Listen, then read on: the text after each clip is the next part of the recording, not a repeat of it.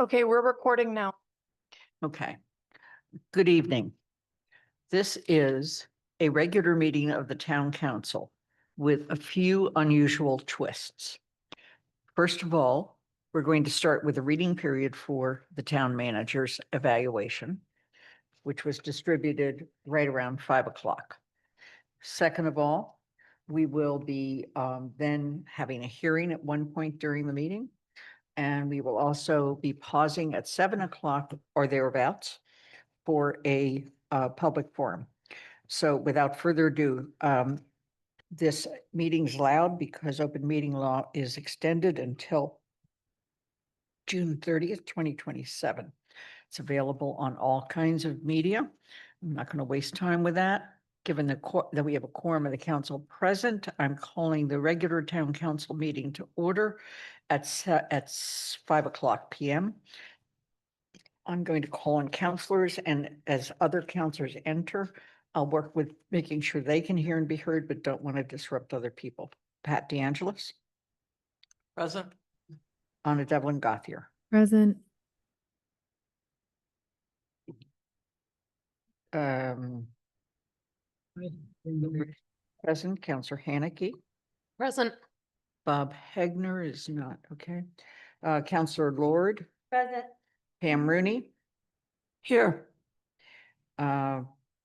Counselor Ryan, we don't know, Kathy Shane. I'm here. Andy Steinberg, Present. Jennifer Taub, Here. Counselor Walker. Here. And we're waiting for Counselor Ette, who will be absent today, so we're not waiting for him. Bob Hegner, not wait at this point, and Counselor Ryan. Okay, you may turn your videos off and your microphones off. And we will resume at 6:15. Thank you.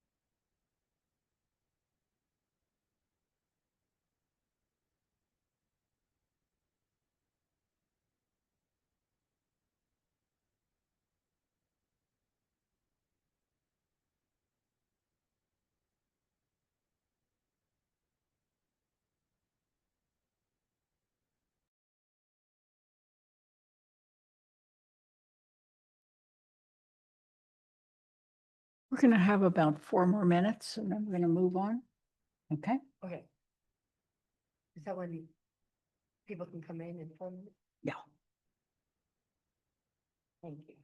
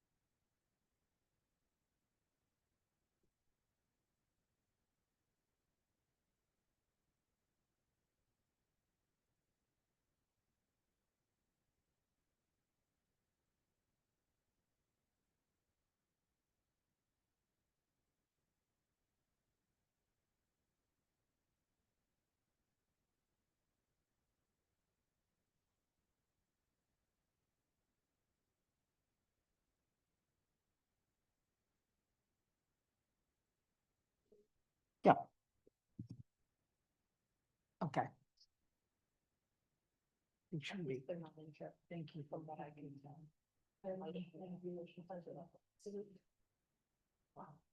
wanna give her, I probably, but I don't think there's a standing ovation in it.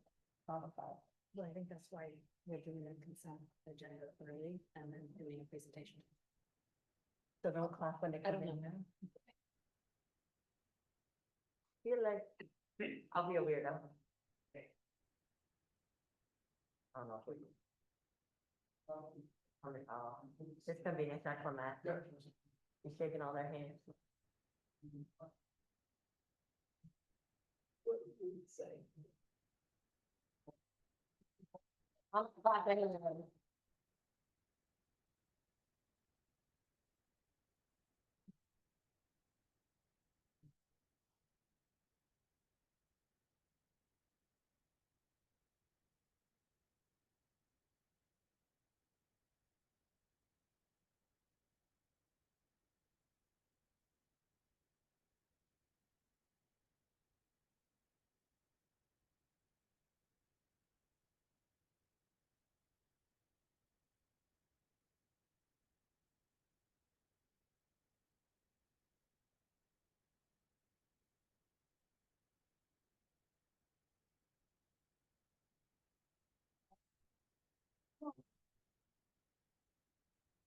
Thank you, thank you, thank you.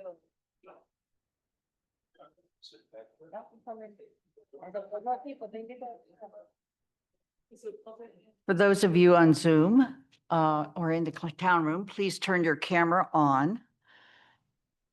And we are going to resume our meeting.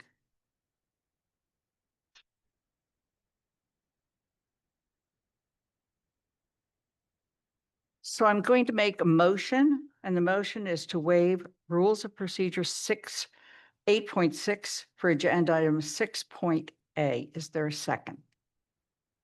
Second. Pat DeAngelis, Aye. Anna Devlin Gothier, Counselor Ette, Lynn Griesmer, Counselor Haneke, Aye. Bob Hegner. Did we hear Anna? Anna? Hi. She dropped off somehow. Okay. I guess, did I hear, I'm not sure who we've heard vote. Okay. Anna, did I hear you? She's no longer. Okay. Oh, there she is. There she is. Anna. Okay. Counselor Haneke, I was an aye. Bob Hegner, Aye. Counselor Lord, Aye. Pam Rooney. Yes. Counselor Ryan is not here yet. Counselor Kathy Shane, Yes. Andy Steinberg, Yes. Jennifer Taub, Yes. Counselor Walker. Here. Thank you. I'm going to quickly move to another motion. And this motion is, Was that 10 or 11 in favor? I'm sorry, thank you for asking. Since That was 11 in favor and 2 absent. So Counselor Ette voted aye. She's not here. George will be here eventually. No, so 3 were absent then. Ah. I guess that's, you went so fast that we couldn't I tell them how don't- many were I absent. don't have Anna, please. Thank you. Okay. Absent. And I need to record this because Athena's on the road. Okay, thank you. Okay, the next is to adopt the Town of Amherst citation in recognition of exemplary service following the fire at Olympia Place. My actual citation. Following the fire at 47 and 57 Olympia Drive. Somebody need to leave? I'll second. Go for it. Thank you.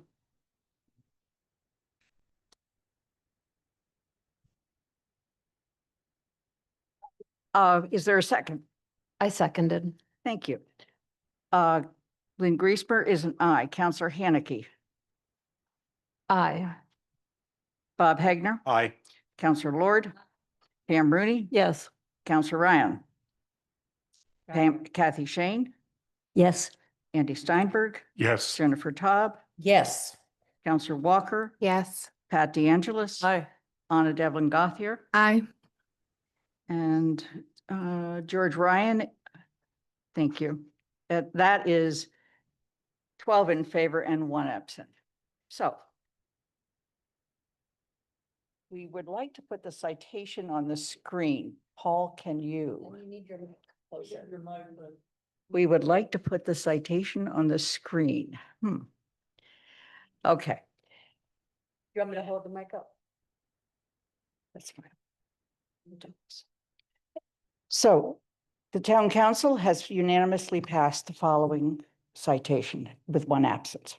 Whereas on Friday, November 7th, 2025, 2 significant fires occurred at the construction site at 47 Olympia Drive and the apartment building at 57 Olympia Drive in Amherst, posing immediate and serious risk to residents, property, public safety, and I'm going to keep passing this.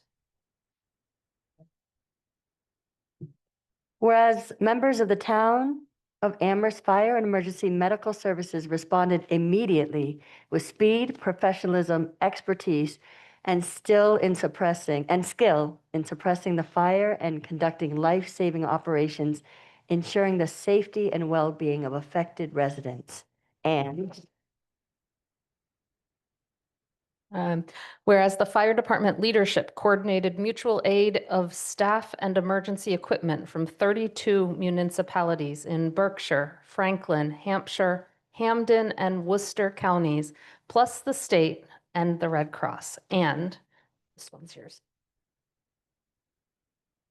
Whereas the Amherst Communications Center, through its dispatchers on duty, was exceptional in handling, I'm going to cry, I'm sorry, the overwhelming rush of incoming emergency calls, transmission to first responder and ongoing calls for mutual aid, with 2 dispatchers handling 29 911 calls, 105 police and fire transmissions, and 11 outgoing calls for mutual aid in just 22 minutes. Before additional off-duty emergency dispatchers were able to arrive to assist. I'm going to cry because your work is so important And whereas the Amherst Police Department provided essential support through emergency response, evacuation of residents in the apartment building, scene security, traffic and crowd management, and notification of residents in adjoining neighborhoods, demonstrating calm leadership during a dynamic public safety event. Whereas the Department of Public Works staff contributed critical logistical assistance, including increasing access to water, addressing wastewater concerns, and providing electrical infrastructure support, equipment deployment, and enabling effective operations by all responding agencies. And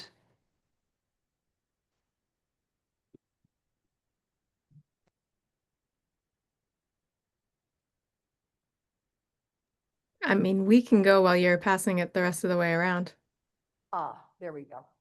I'm sorry, please, now we can read it up here. Andy, you're next.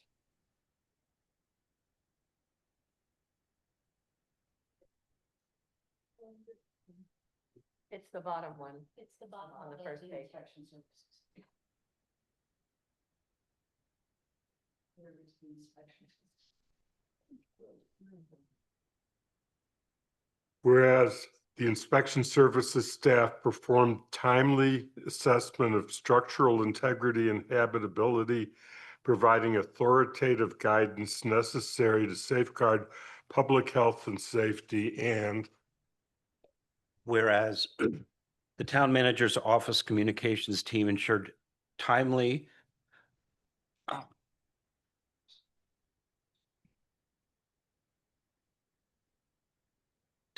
accurate, and accessible public information, reducing confusion and providing reassurance to residents, families, and the broader community. And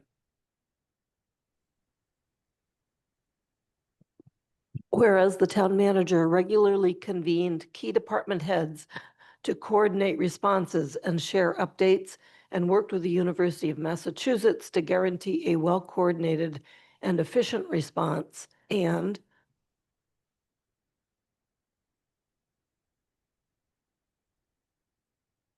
whereas numerous town staff across multiple departments work collaboratively to support displaced residents, coordinate temporary accommodations, manage resource needs, and maintain continuity of municipal services, and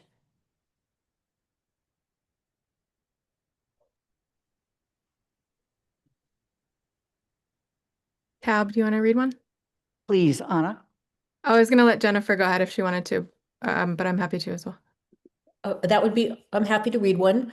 It's And whereas, the University of Massachusetts. yeah, that's what I thought. Whereas the University of Massachusetts responded to the needs of the many students impacted by offering significant assistance, including the creation of the Student Care and Emergency Response Funds and assistance with housing, legal services, academic support, food and other basic needs, and counseling services. And Whereas the collective response exemplified the town of Amherst's core values of preparedness, interinstitutional and interdepartmental cooperation, compassion, and commitment to community well-being. And Whereas the dedication and swift action of these individuals prevented further harm, protected residents, and upheld the highest standards of public service.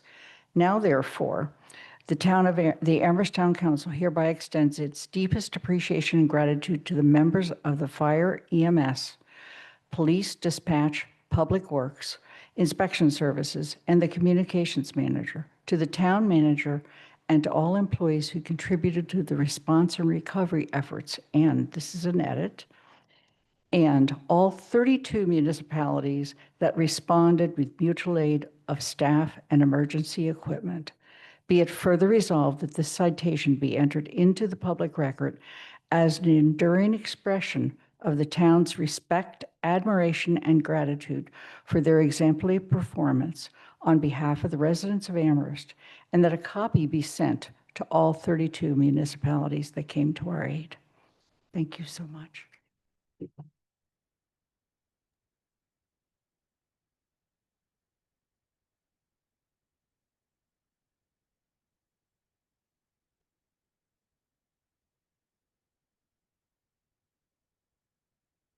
Paul, would you like to say anything? Thank you, Lynn. So I'm really glad the town council used this public forum to recognize the first responders and everyone else who contributed to fighting the fire on that day and everything that happened since then. I would note that in the audience, we have representatives from the DPW, Inspection Services, our communications manager as well. First, I think it's really important to recognize that there were no reported injuries or and during the course of the event or since subsequent to that. And I really think that's a tribute to the training and professionalism and dedication of our firefighters who were there fighting the fire in real time. There are three basic images I keep thinking about during this. And the most important one that I can't get out of my head is firefighters coming out of the burning building when they were fighting it and just being totally exhausted, having spent every ounce of energy and, they're walking in with all the full equipment, air packs, masks, in a hot building, climbing up 5 sets of stairs, carrying equipment and coming out and just not having another ounce of energy, and just so appreciative of what they dedicated in real time to our town and to fighting the fire and to making sure all the students who lived in that building were safe. I also think about the fire chief at bringing together all the other town leaders as we're sort of sorting through this on a hour by hour sometimes basis. And it was at times like that that I really came to appreciate the quality of the leadership in our town with DPW, inspection services, 3 fire chiefs, police, and everybody at assistant town manager, communications manager, everybody at the table working through the next steps, even as the fire was going on. And third, I really think our fire chief distinguished himself, especially that day. I mean, he was a sense of calm in a very chaotic, challenging situation where he could not see the entire field of battle, basically. He had called in additional resources, and we want to really recognize our mutual aid partners, especially the chiefs of those departments who also came to the aid of our town to help manage the fire. But Lindsey Stromgren just brought a steady, calm. He was decisive. He had to make some really important, grave decisions on a moment's notice. He was diligent about consulting with the building commissioner and others in terms of making a dramatic decision to take down the building, which was deemed to be a necessary thing in order to put out the fire. So I just think that was a thing to see. Our 2 Steves and Lindsay just doing the work in just a calm, capable manner, which I think anybody who would have seen it would have been very, very proud of our team. And to have every firefighter on duty coming, whether on duty or off, being at the scene for the town of Amherst. It wouldn't have happened without our mutual aid partners as well. I do want to give a credit to the University of Massachusetts, who stepped up to help house the students, meet their needs for medical, legal, academic support, financial, food, immediate shelter, long-term shelter. So I think that the university deserves a lot of credit. And I hope that Chief Stromgren would come up and say a few words. Yeah, just like to recognize. Yeah. Thank you. Thank you. We have to make sure the green light's on. Yeah, I just want to, for the count benefit, or is here, just recognize all the people that are here. These are not all Amherst firefighters. First and foremost, we do have a number of our Amherst firefighters, both full-time and student force represented here. We have our Amherst Communications Center, Chief Ting from the police department. We also have a number of mutual aid partners here. Apologize if I miss anybody, but I do see Greenfield, I do see Belchtown, I do see somebody from West Springfield. So like you said earlier, we had 32 different departments from all the surrounding counties respond to help us from the firefighter level up through the chief level. They were a very integral part of what we did. And again, a shout out to everybody who helped us, to all of our Amherst firefighters that were on duty, came from home, our student firefighters, call firefighters, everybody that was there. None of this can happen without a team effort. So I was proud to be a part of it. And Thank you. Thank you for your leadership of that team.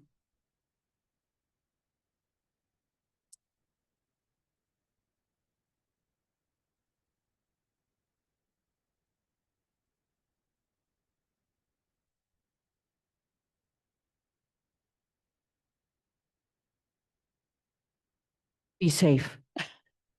Thanks.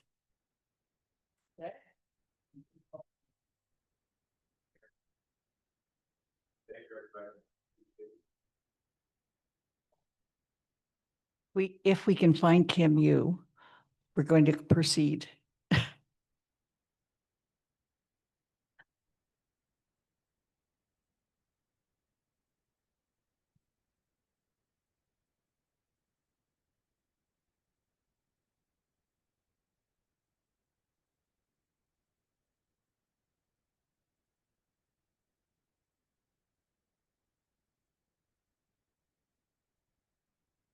someone there, she found it.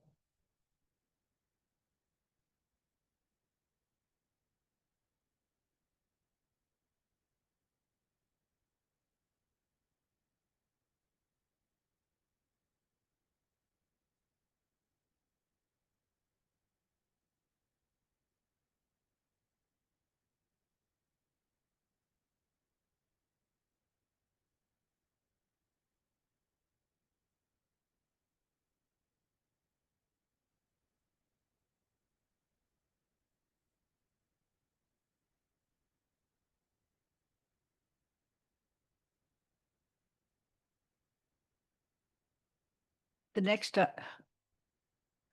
next item on our agenda is a tax classification hearing. And Kim Yu, our principal assessor, will be making a presentation. And because we want to make sure we don't keep her here too long tonight, we are then going to move, after discussion, we will move to a vote. So if you could please proceed with your presentation. Thank you for having me, and thank you for doing the vote. Press the green light. It's on. I'm Great. just not close enough. Okay. So thank you for having me tonight, and also thank you for moving the vote so that I can go home to my baby. Alrighty, so tonight's hearing is our classification hearing presented by myself and the board. Our board members are unfortunately not here to join us, but I will present to you. Next slide, please. So these are the things that we're going to be voting on. We're going to be voting on whether or not we want to do a single or a split tax rate, the open space discount, the small commercial exemption, and the residential exemption. And I will get into detail as to what those are throughout the presentation. Next slide, please. So the Classification Act was passed in 1978, and basically what this is classifying the property into these 4 categories and allowing us to potentially shift the tax burden within one of these categories. So we have the residential, commercial, industrial, and personal property. Next slide, please.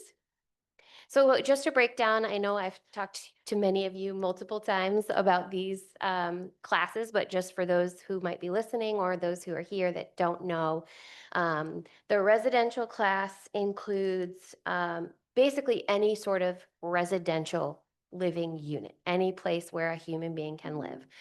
So that includes single families, apartment complexes, 2 families, 3 families, condos. This also includes vacant land that's classified as residential, so a house could be built on it.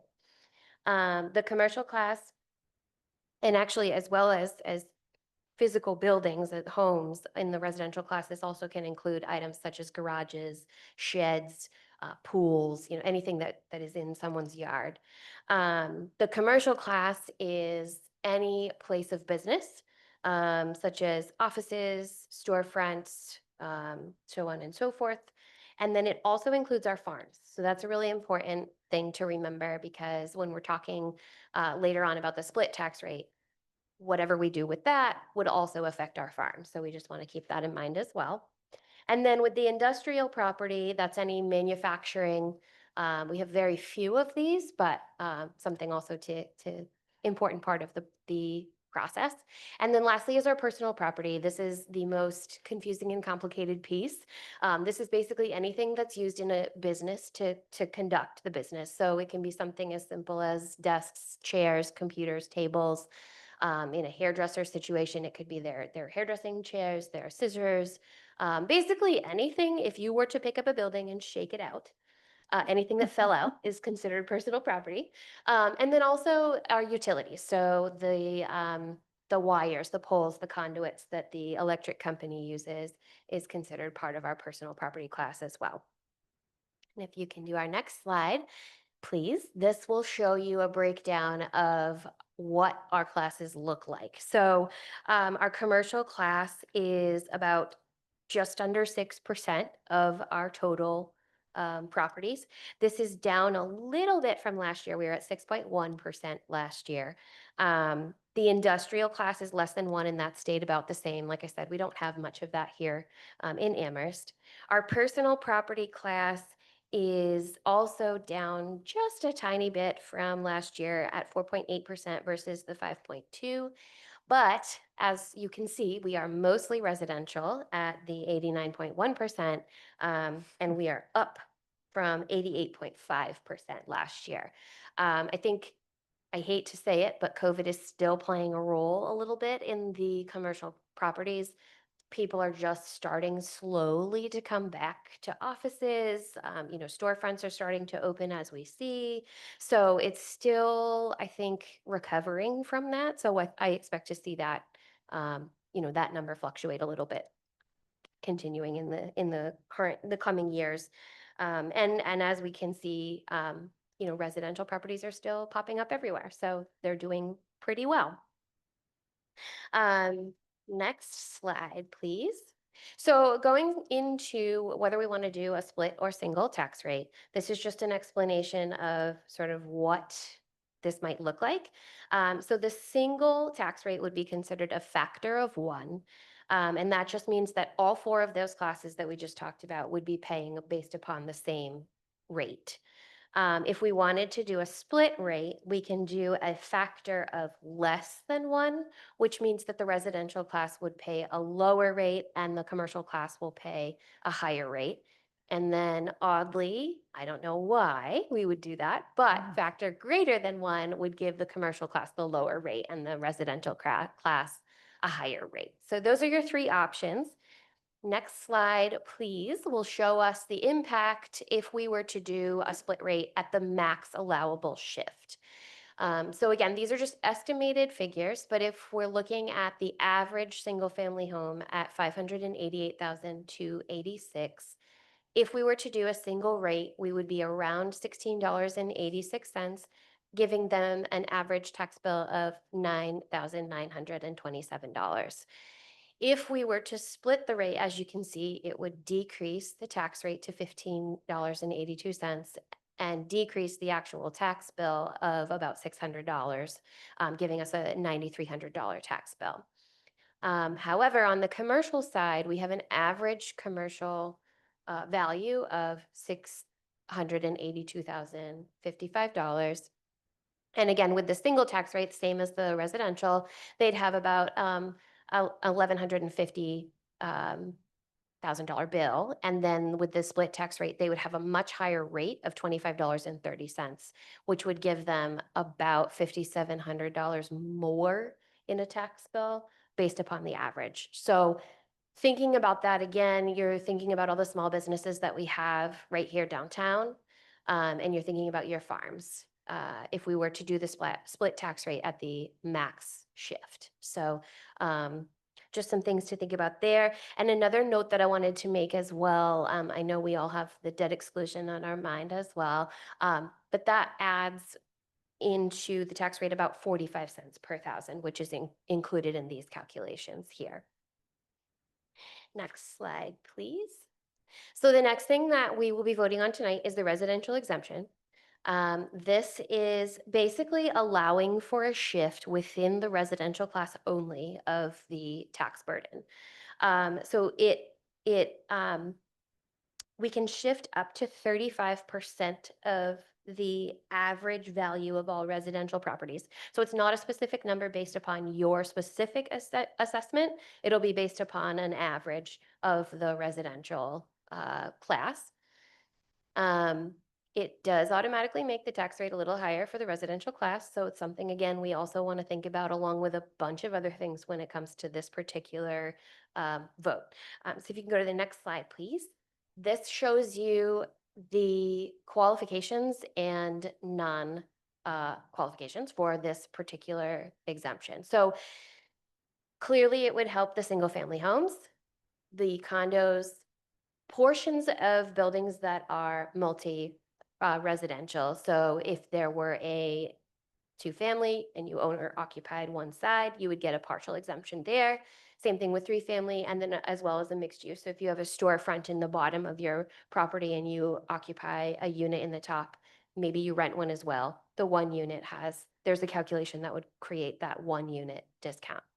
However, when we're thinking about those things, we need to look at what would what would exclude someone from getting this exemption. So non-owner occupied status is very clearly an exclusion.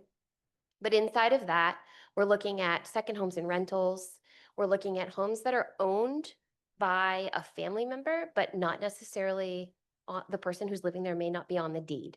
So that could affect a number of people.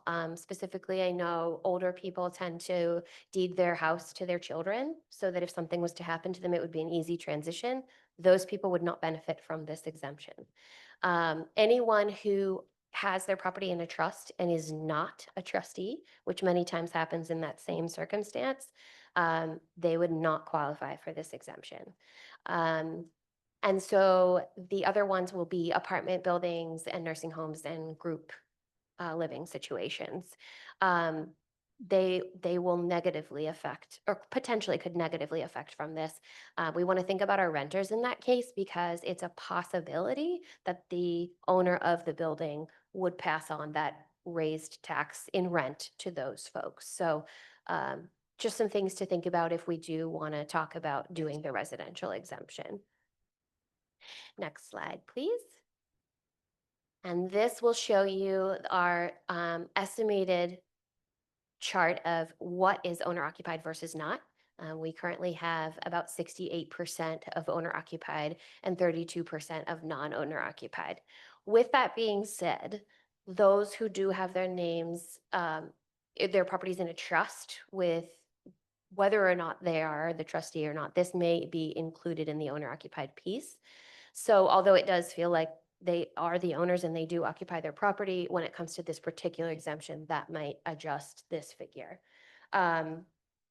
Another reoccurring question that we have every year when it comes to this particular exemption that I wanted to just touch on is why can't we value differently for rental properties within the residential class? And if we were to value single family homes using different methods, first of all, the state would go, what are you doing?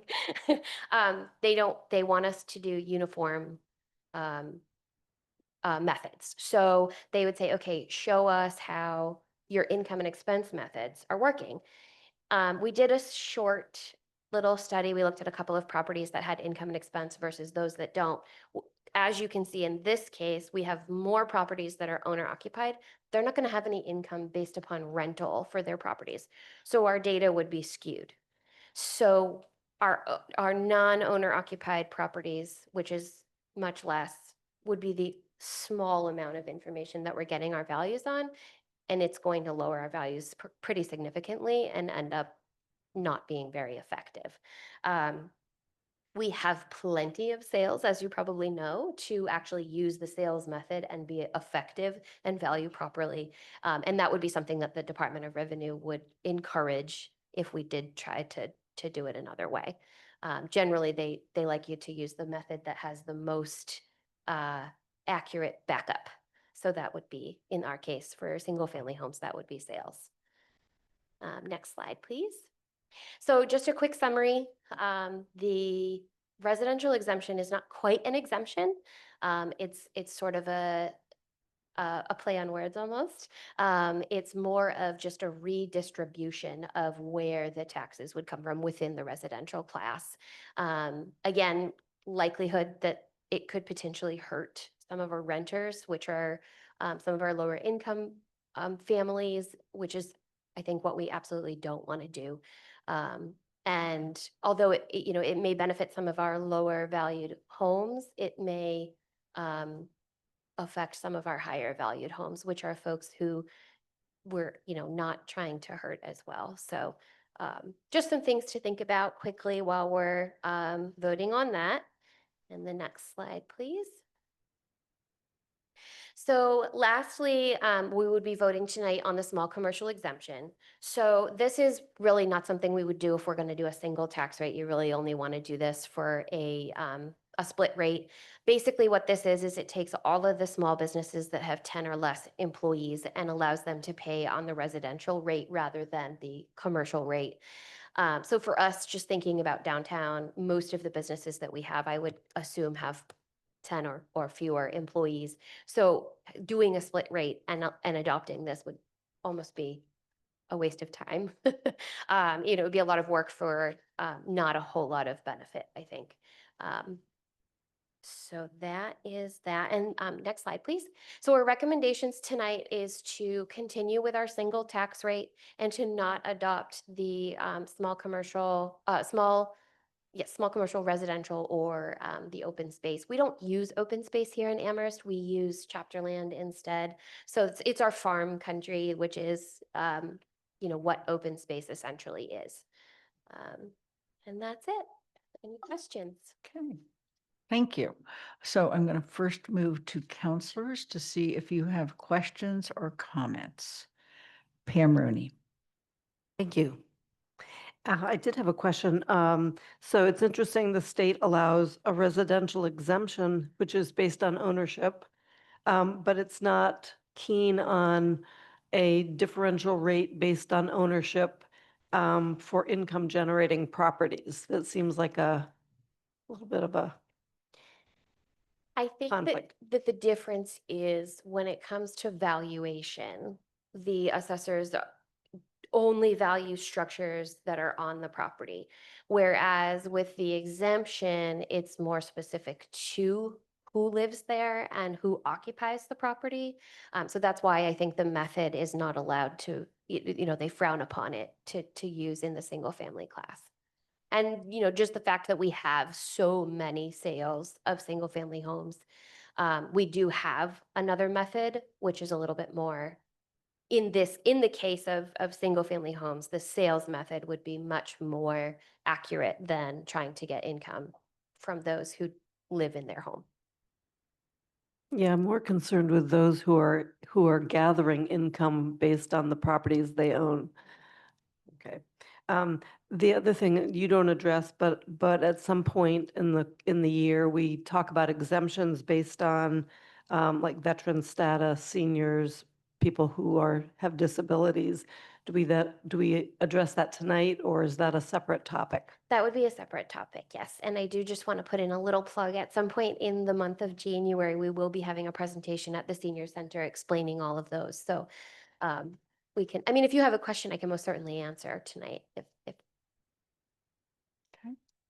Are there any other questions from counselors? Yes, Jennifer. Yes, I just had a question for Kim.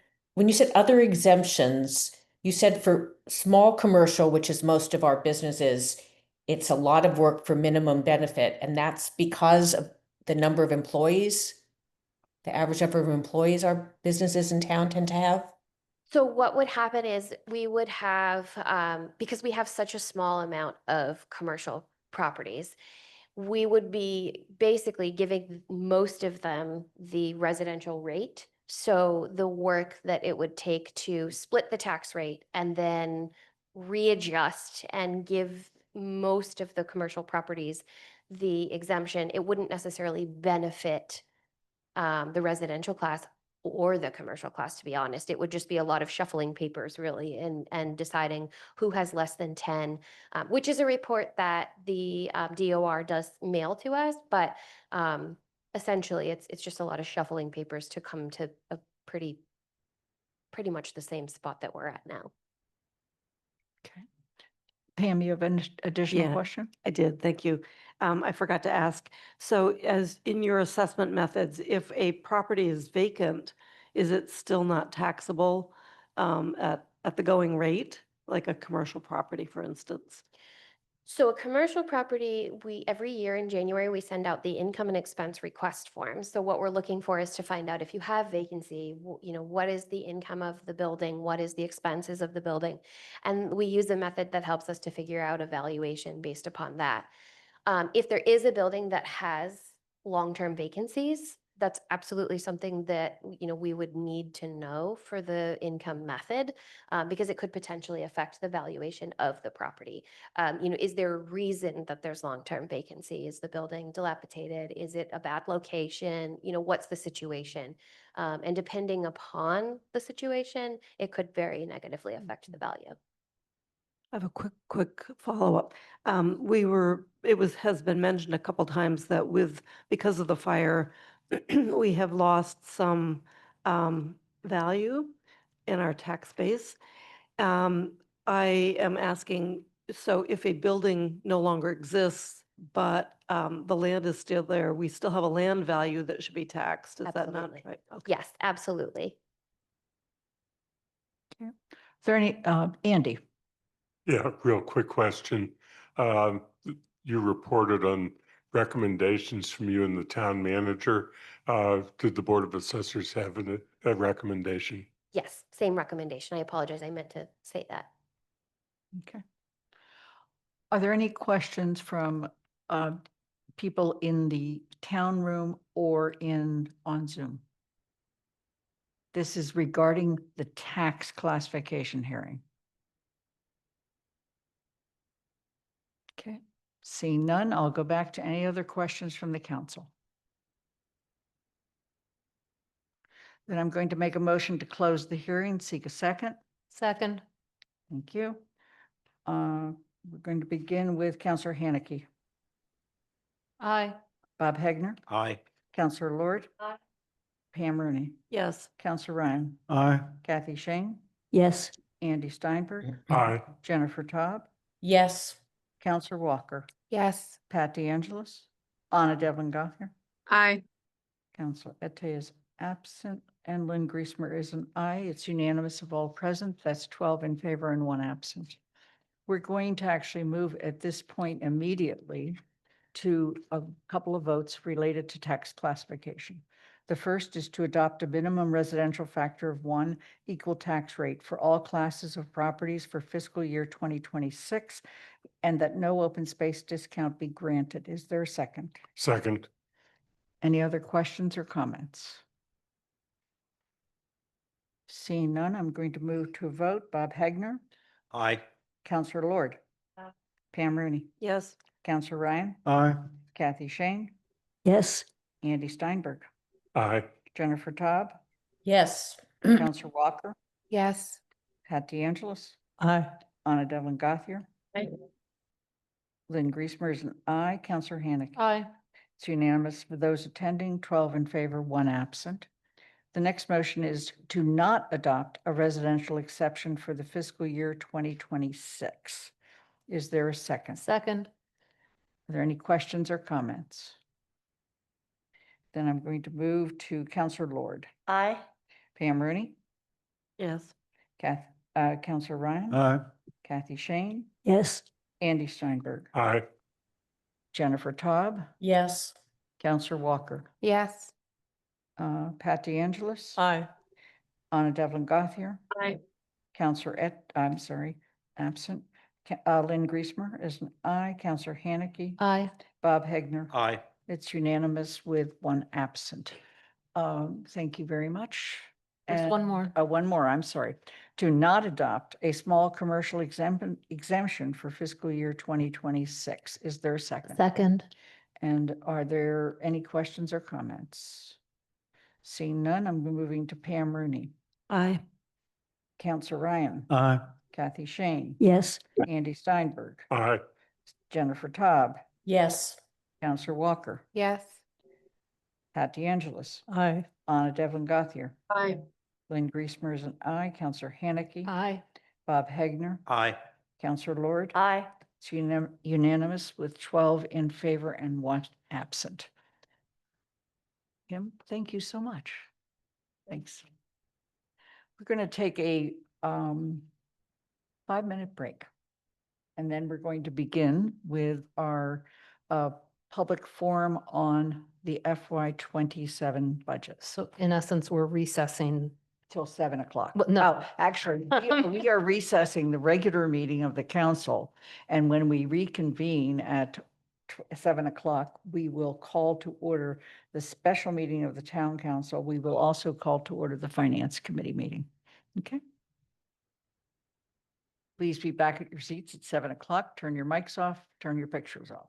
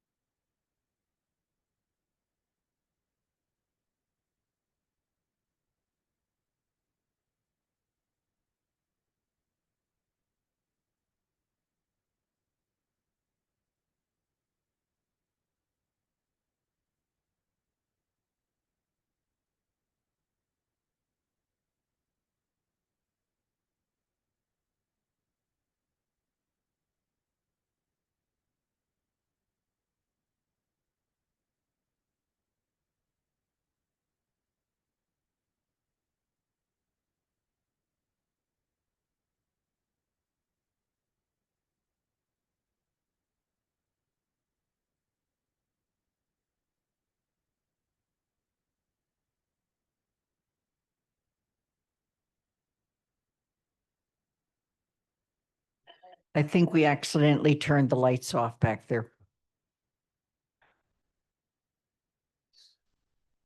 You choose your battles, don't you? Hmm? Sometimes, right? 'Cause I don't know. You choose your battles sometimes, don't you? Because we're not supposed to have signs, or Oh. did I read that somewhere? As long as they don't block anything, Okay, we that's, can have it. Yeah. thank you. All right. Good evening.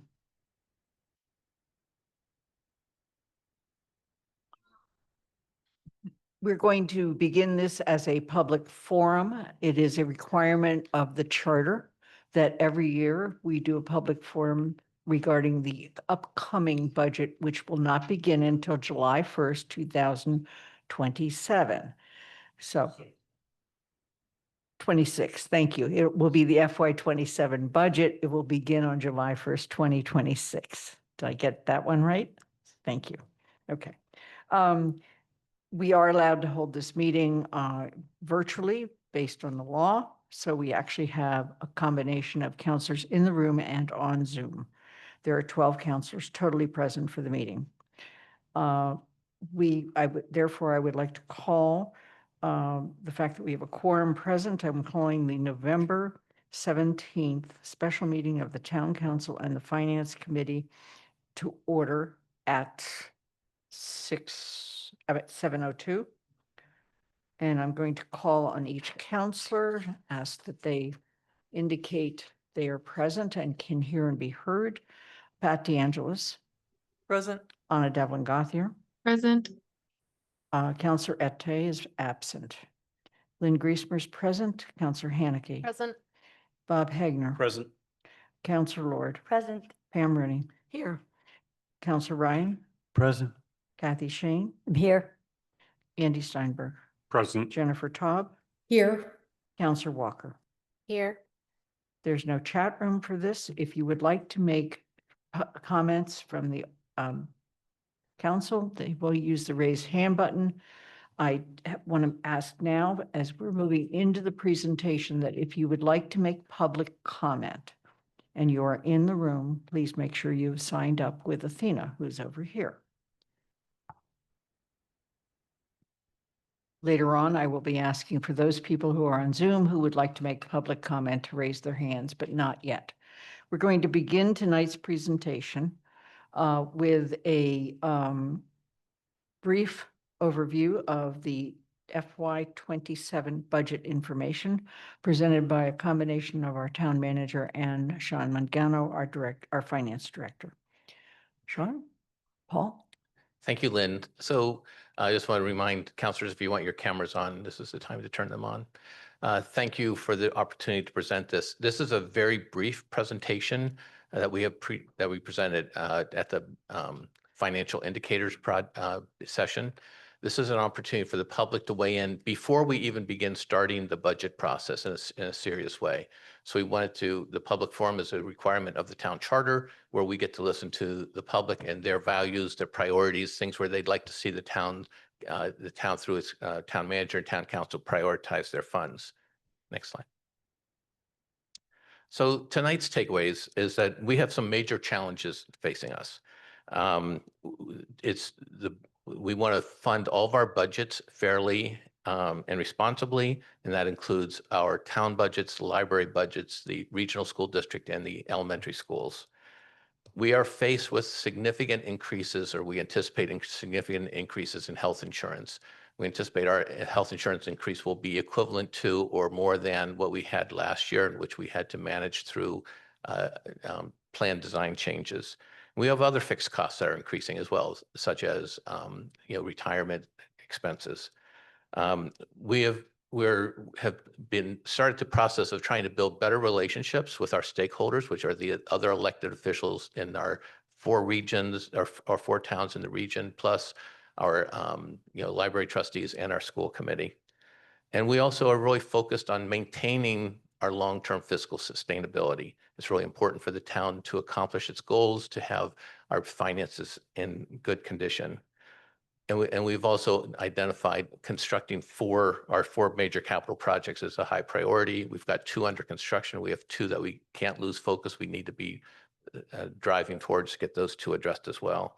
We also recognize the pressure on taxpayers. We heard a minute ago the tax classification hearing. Taxes are a big part of why we're able to do what we can do, and we have to maintain the trust with our taxpayers. We have some good news in that we have reaffirmed the town's AA+ bond rating. And we talk a lot about this, and people say, why do you talk about it? And it's important because we are borrowing a lot of money now, and we will in the near future for major capital projects. If you have the better bond rating you have, the less money you pay to the banks for interest. And that's why it's important for us to maintain our AA+ bond rating. We have a strong financial position, and that's been purposeful. It's been built up over the last 10 years, basically, so we could take on these major capital projects. We have a balanced budget for FY26, and we're going to be strained to maintain that balanced budget, especially after the impact of the fire at Olympia Drive. This has caused additional expenses and also taken some properties offline. And we've been very successful in securing grants, and we have new staff who are coming on board, which we're really excited with, a new planning director, new comptroller, a new finance director who's been here for a while, all coming on board. So in terms of where we are, we look at what the ratings agencies have said about us. We have excellent fiscal management. We have forward-looking planning. We have strong financial systems. The audit has come in. We've reviewed the audit with the town council, finance committee, and it's excellent.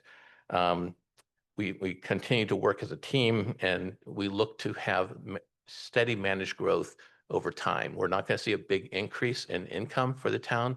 We basically get 3 to 4% increase of revenue a year, and then we have to manage all the needs of the town within that 3 to 4%. Now, we're going to spend a little bit of time getting into the details, but not too much time, Sean. Thank you. So on the screen, you'll see our initial revenue projections for FY26 or 27. Sorry, Lynn. So we've already started working through these projections with the finance committee. So these are our very initial projections that we shared at the financial indicators presentation. We started working through these, and there's already been some updates. Nothing really material that impacts the budget gap at this point. But I just want to be clear that these are our starting projections and that these will evolve throughout the budget process. So we break it down into 4 major categories: property taxes, local receipts, state aid, and other financing sources. In property taxes, we're projecting a 3.4% increase, which is based on the 2.5% allowable increase in property taxes plus new growth. And it also includes our estimate for our debt exclusion payment for next year for the school project. In local receipts, we're projecting a 13.1% increase. This reflects the past year of higher receipts than what we budgeted.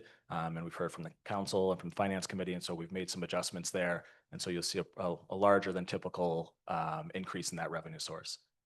In state aid, it's right now we're projecting it to be flat. The FY26 budget was finalized before the state budget was finalized. And so the number you see in the blue column there wasn't the actual final state budget. So when I put in the final state budget for FY27, there's a small decrease of 74,000.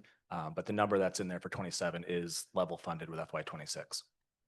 And then with other financing sources, these are transfers in from other funds.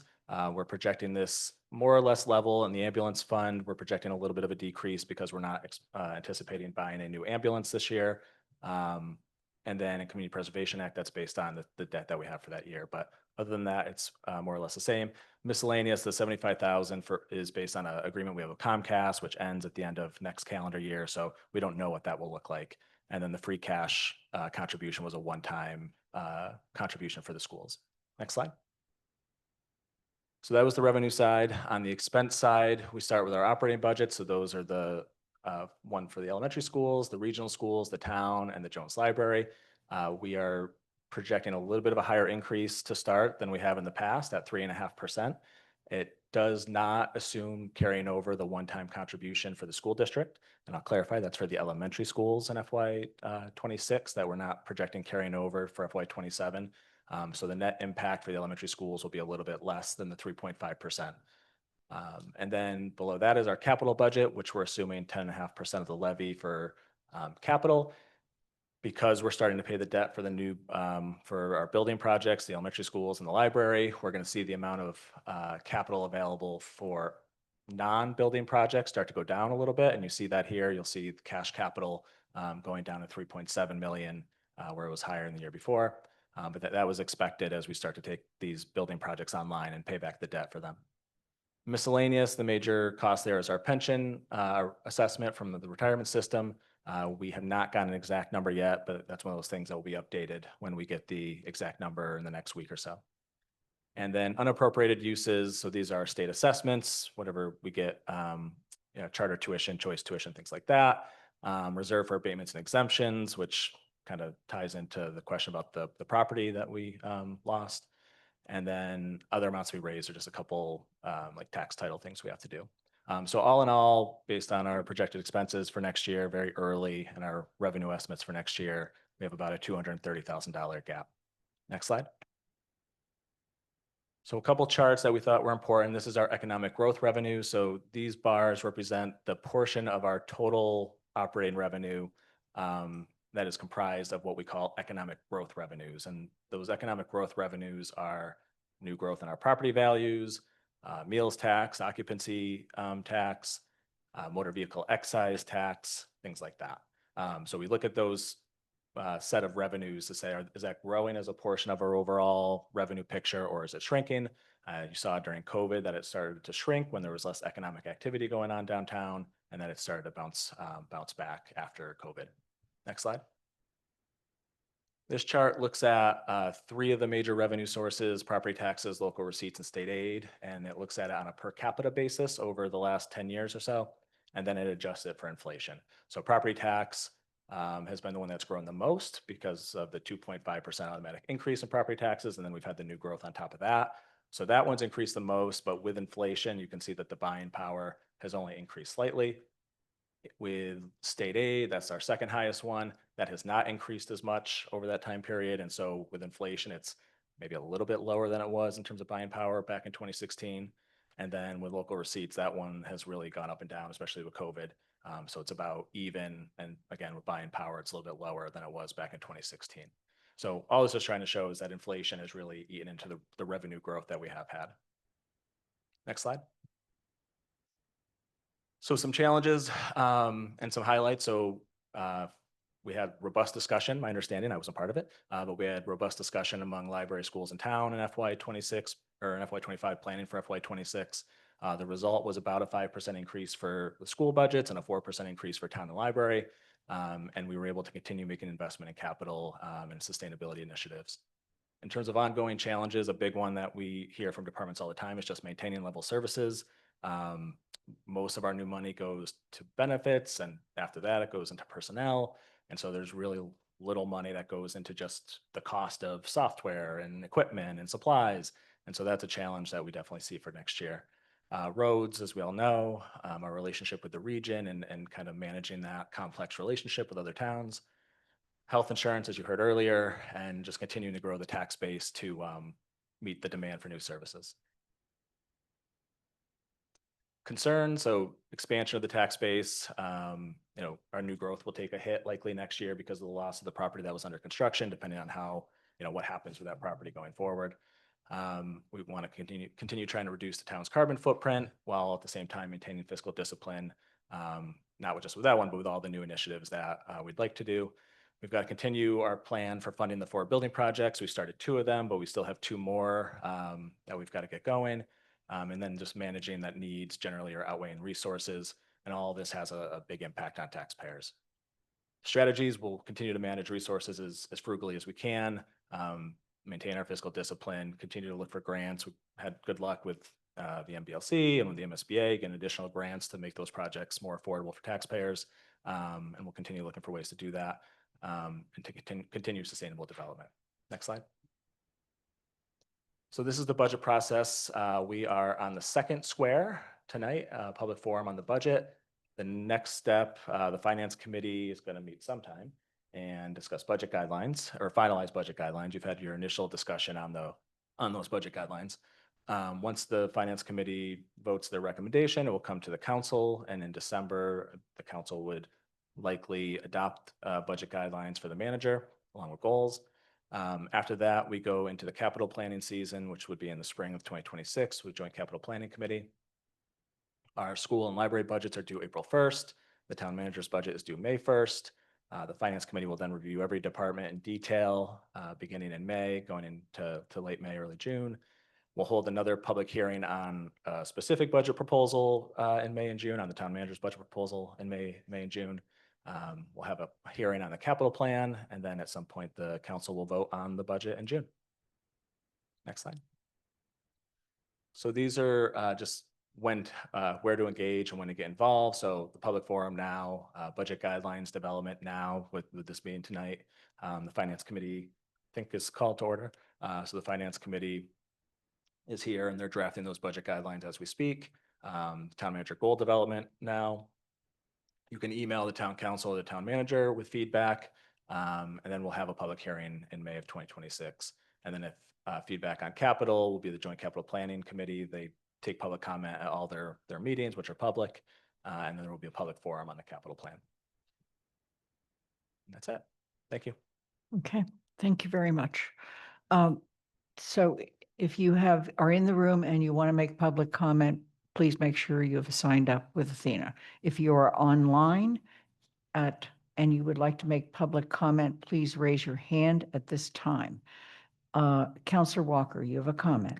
Yeah, I'm just wondering, did we actually call the Finance Committee meeting to order? Thank you. We did not. Kathy.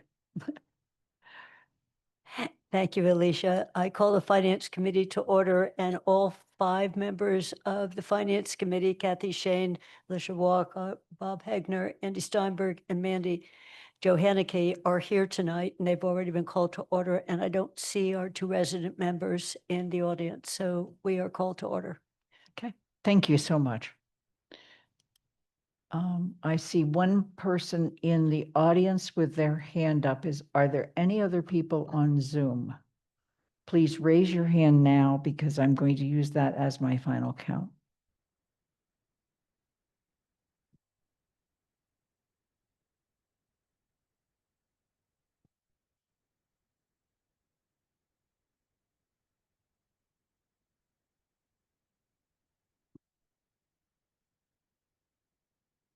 I see 4 hands on Zoom. Athena, how many? 12. 12, okay. So we're going to take public comment. I'm going to ask that you keep it to 3 minutes. Normally I would go to 2, but this is a very important time for us to have comment. Please make sure you stay to the issues of the upcoming budget. And make sure you also consult the clock. It's a tiny little thing, but it's there. And it will go off at some point when you have reached your 3 minutes. So with that, Athena, let's begin with people in the room. Sarah Forsyth. Please make sure the green light's on. State your name and where you live. Green lights on. Thank you. My name is Sarah Forsyth. I am the president of the Amherst Firefighters Local 1764. I work for the town. Residents, counselors, town manager Bockelman, good evening. Again, my name is Sarah Forsyth, president of the Amherst Firefighters Local 1764, and I am here tonight to speak on behalf of the union. The recent tragedy at Olympia Drive and the events that unfolded on Halloween have yet again illustrated a stark reality that the firefighters of Amherst have been voicing for decades. The staffing levels of the Amherst Fire Department are dangerously low. On any given day, these brave men and women are expected to provide the highest level of care and service to the 39,000 plus residents of Amherst and the more than 34,000 students attending the multiple colleges in our town, with a minimum of only 7 or 8 firefighters on duty at any given time. These firefighters are tasked with staffing at least 3 ALS ambulances and 2 engines, an amount of apparatus that, by standard, would require at least 14 firefighters to staff. Instead, Amherst has chosen time and time again to run with fewer staff and risk the safety of its residents and firefighters by allowing engines to remain in service and respond to calls with as few as 2 and sometimes 1 firefighter on board. This practice is downright dangerous, not only to the firefighters, but to the citizens that they have sworn to protect. Amherst is relying too heavily on mutual aid resources to come into our town to staff our daily calls which would be better covered by a higher number of minimum firefighters on shift. This practice of running with fewer on-duty staff and relying on mutual aid is a drain on regional resources and is detrimental to the towns our mutual aid partners are responsible for. Our ask, once again, is that the town council and town manager prioritize public safety by increasing fire department staffing. We recognize that in fiscal year 23, as part of the town's strategic partnership with UMass Amherst, 4 positions were added to our roster. In this fiscal year, the town froze one of our positions, another detrimental blow to the department. Counselors, town manager Bockelman, Local 1764 is not asking for an immediate full-scale hiring spree, We are asking for a concrete multi-year staffing plan. Commit to adding positions annually until Amherst reaches the national firefighter per capita average.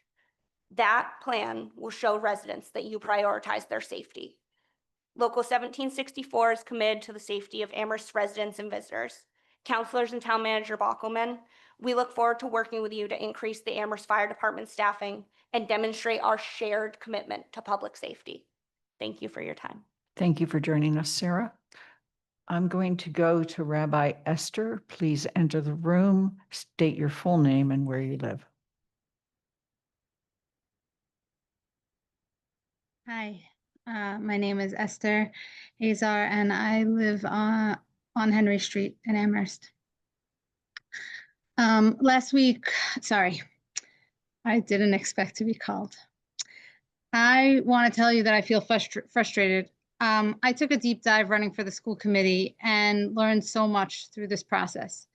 And I recognize that there are many responsibilities that the town has, but it seems that our schools are seen as an enemy to the sustainability of our town. As a parent and an educator, it's painful to watch, and I hope that we can find a new way forward. Last week, I watched the BCG meeting and heard the library speak of their endowment, and I wondered how our schools could be provided with a similar safety net. And while I recognize that our schools cannot have an endowment, we can have a more robust stabilization fund. And I would like to request that money from this year's surplus be put towards that stabilization fund. And I'd also like to request that the town council understand the huge transition that's happening in the elementary school and the 6th grade academy. And that money is put aside specifically for that transition. Because although the narrative is that this is going to cost less money, definitely now it's not going to cost less money. This kind of transition is going to be require a lot of support for our students and for our staff. And I can I'm tired of talking about all the suffering that's going on in our schools right now and all of the students that are not getting their needs met. So I'm going to end here. Thanks. Thank you for joining us, Rabbi Esther. Please go to the town room. Tom Valley.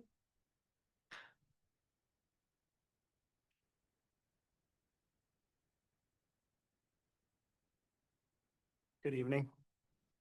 My name is Tom Valley. I am a member of Amherst Firefighters Local 1764. And December 5th, coming up in just a few weeks, marks 20 years that I've been a firefighter in this town. I just wanted to reiterate what Sarah said and urge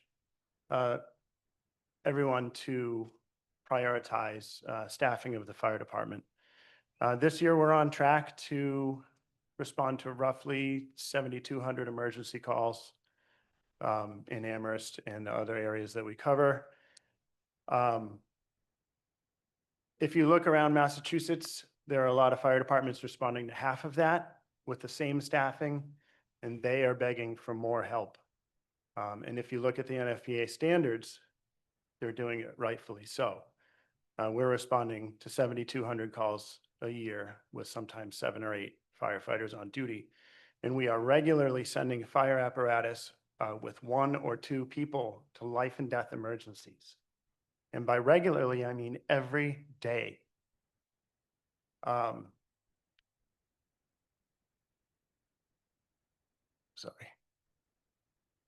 I want you to think about the crowd of firefighters that were standing in the back of the room not 45 minutes ago. I can count on one hand how many of them live in this town and still have hands left over. When we're asking you for help, it's not to protect my family and my stuff. It's to protect yours. And I think sometimes that gets lost. We're not looking, it's not because I want to hire my buddies. It's because we want to do our job and we want to provide for this community that I've grown to love over the last 20 years and I consider myself a part of. Thank you. Thank you for joining us. We're going to go back to Alex Lopez. Please enter the room, state your name and where you live. So I'm Alex Lopez. I live on Potwine Lane in South Amherst. I, until very recently, was standing out front holding a sign saying worst annual tradition, because it seems that we have this annual tradition where we all get together. We celebrate our reliability to Standards and Poor. We celebrate how our capital fund is doing and the ongoing construction projects around town. And then we lament the fact that we don't have staff in our schools or our fire departments in order to do the basic services that our residents require. The fact that we are steady building new structures, but can't adequately staff a fire department when they're burning down, is telling. And I think it's extremely revealing given the state of the schools that have been yelling this for years now, as we see the same trends. We sit in the shadow of major endowments, people who call themselves partners in our town. And yet it seems that the people who do not want to have the conversation about what a more appropriate partnership would look like are those who claim to be leading us from the town council chambers themselves. And so as a parent, when I was walking over tonight, I had my 3 kids with me and they asked, why is the fire department here? And I said, well, because they need to come beg for money too. It's the same reason why your friends are here.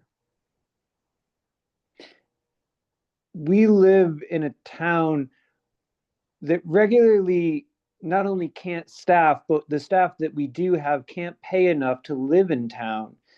And we wonder why it's unsustainable as we continue to invest money into buildings, but not the people inside of them. I hope that there will be a drastic change in our relationship to our residents, to our employees in this upcoming budget.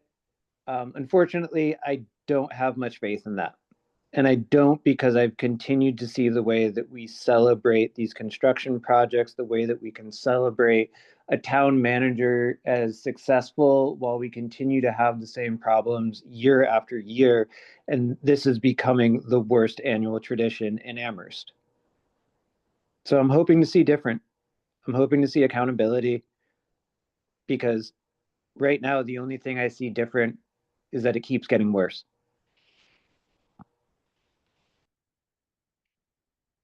Thank you for joining us. Go back to the town room. Angelica Brunel.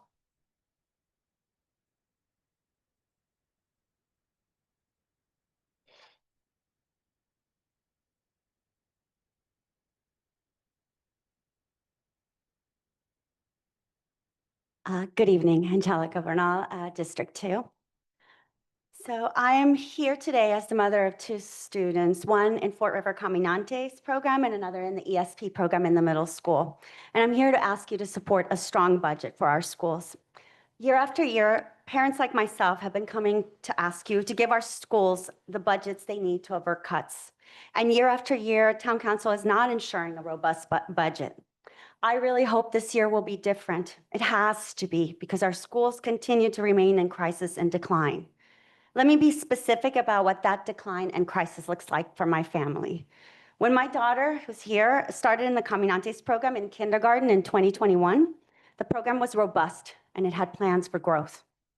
She had a full year bilingual education, including Caminantes during the summer from 8:30 a.m. to 3 p.m. each day for free. Now, as a 4th grader, she and others have experienced teachers and coordinators leave the program, had her summer bilingual education cut first to less hours, then to asking parents to pay out of pocket over $1,000, creating a huge, imbalance between who could pay and who could not, to last summer, not having Caminantes summer at all. And now, as she's preparing for her final year, her and her classmates are worried that they just won't have a bilingual program in the middle school. Now, for students with special needs like my son, concerns have centered on high teacher turnover, insufficient paraprofessional supports, and lack of full-time staff positions that continue to remain unfilled. For instance, this year, my son's program didn't have enough paraprofessionals to support a class of high support needs students. So the special education teacher often had to step in and become a one-on-one. And this meant leaving her overworked and unable to even eat her lunch, let alone do planning. Other staff positions, like a full-time BCBA for the middle and high school, remain as yet unfilled. I worry in the face of all this that we are no longer an attractive school district. Year after year, our educators face uncertainty as they face the possibility of losing their jobs because of our budgets. This climate of austerity that I have had to see for the last 4 years is one that's left us wondering whether this town really cares about schools and providing our town's children with a quality education. But this year, my worries are even more intensified. 1 year ago, we still had an intact Department of Education. Now we don't. So for the first time in 4 years, I want to make a different request. Not just for strong budgets, but to actually invest in our schools. Last week with CPAC, we talked to school committee about the need for a mind shift. I'm calling for that now. A mind shift of how we think about budgeting, to think first and foremost about correcting years of austerity that have led us to a crumbling school system and more students opting to choice out to charter schools and out-of-district placements. For instance, consider that we can't continue. I need you to wrap up. So we can't continue to save money year after year for a rainy day fund with millions of dollars in surpluses to be spent on capital projects alone. We need to shift our budgeting mindset to reflect what is happening on the ground, that the rainy day is not in the future, it's now, and that our schools need those funds today. Thank Or you. consider what we're saying, that we need to not just have that it's not about giving all municipal departments the same. It's not equitable. Angela. I'll say one last thing. In the present, our fire department and our schools are the top priorities in need. So it would be smart to provide them with percentages that reflect these needs. So thank you. Thank you for your comment. Thank you for joining us. Ellen JG, please enter the room, state your full name and where you live. Hello, I'm Ellen Jedri-Gadara. Can you hear me? Yes. Great. I live on Bay Road and I am a parent of 2 kids at Crocker Farm, soon to be middle schooler for one. And I'm asking for you all, as you set the budget guidelines for the year, please prioritize our schools. Our children really cannot take any more cuts to teachers, to special education co-teachers, paraprofessionals, specialist staff, world languages, arts, band, orchestra. The list goes on, libraries. Our class sizes have grown. I think my own child started in a class of maybe 14 or 15, and now the 2 classes in that grade are 24 and 26. Our numbers of general education and special education teachers have been reduced at the elementary and regional levels. The needs of our students have increased significantly. Even with declining enrollment, the needs have increased, especially in our preschool and all across our schools, and especially since COVID. We've mentioned in the past, and we'll say it again, that we have a sizable surplus each year, and we continue to put money into that surplus, I guess, as a rainy day fund, to fund capital projects. But why do we have to put as much as we do into those funds? What is the plan for them? And why can't we put some of it into what's most needed in our community rather than buildings, like our schools or like our fire department?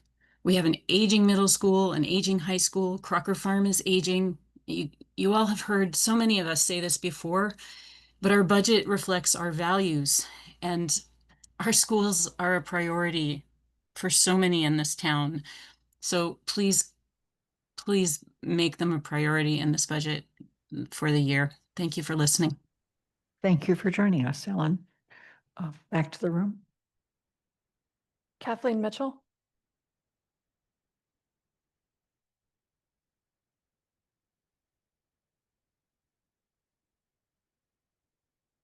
Hi, my name is Kathleen Mitchell. I'm a District 5 resident and parent to 2 children in the schools. I'm concerned about the future of our schools and whether we are meeting our legal and moral obligations to our youngest residents right now. Given the situation in the schools, I would encourage you to consider whether the percentage of the tax levy reserved for capital could be reduced to make more operating funds available to all departments. It is my understanding that the financial management policy sets 10% as a goal, and so the 10.5% amount exceeds that. And unlike free cash, this money is not one-time money. It is recurring money and could just as easily be used for operating as for capital. But once it's sequestered, that is no longer possible. Our schools do access some of these capital funds, but the different needs of the schools versus the town means that the vast majority of these funds go to support municipal expenses and projects. Our schools have capital needs, of course, but what they really need are educators in classrooms. Recognizing this difference and shifting budgeting practices accordingly would be a more equitable approach. Finally, given that the percent of tax levy sequestered for capital is now over 6 million annually, I would urge the council to request more transparency in terms of how these funds are ultimately spent once allocated in the capital improvement plan. At a time of fiscal scarcity, it is so important that we have increased transparency and accountability in terms of all public spending. And I know that you have difficult decisions ahead of you, and I hope that you'll keep in mind the fundamental difference between equity and equality and be willing to challenge the way that things have been done in the past. Thank you. Kathleen, thank you for joining us. Pat Onabaku, please enter the room, state your name and where you live. Good evening. Pat, can people hear me? We can. Okay. Good evening. My name is Pat Onanibako, District 2. So I'm a resident of Amherst for more than 40 years. I'm a senior citizen. My husband is retired. It's getting really difficult to live in this town due to unaffordability. Taxes are high. And yet, as a woman of color, I feel that every year during the budget season, we're told, or taxpayers are told, this year budget is going to be really tight, challenges, this and that. And yet, we put tax dollars money into infrastructure. We take out loans that we cannot afford and then ignore people. I hope that people will reflect on the recent election. Voters are tired of white supremacy in this town. They want our tax dollar to go to people. So I'm here to advocate for fully funding all the recommendations made by CSWG, including CRES, DEI, Youth Empowerment Program, our public schools, BIPOC Cultural Center. And I'm also very concerned about having only 2 opportunities for public forum or comment for budget process, especially during this fall when that is, soon that will be holiday season. Perhaps people are not paying attention. I feel that there should be more public forum, maybe like around February, March, including the one around May. And I want to conclude by saying that if we really value people, we need to put our money where it belongs. I'm not impressed about being told we don't have money and yet we have money in the free cash. Take the money out of free cash and, use it for people, on people that will benefit families and residents of this town. Thank you. Thanks for joining us, Ms. Pat. We're going to stay now with the people in the town room. Allegra Clark.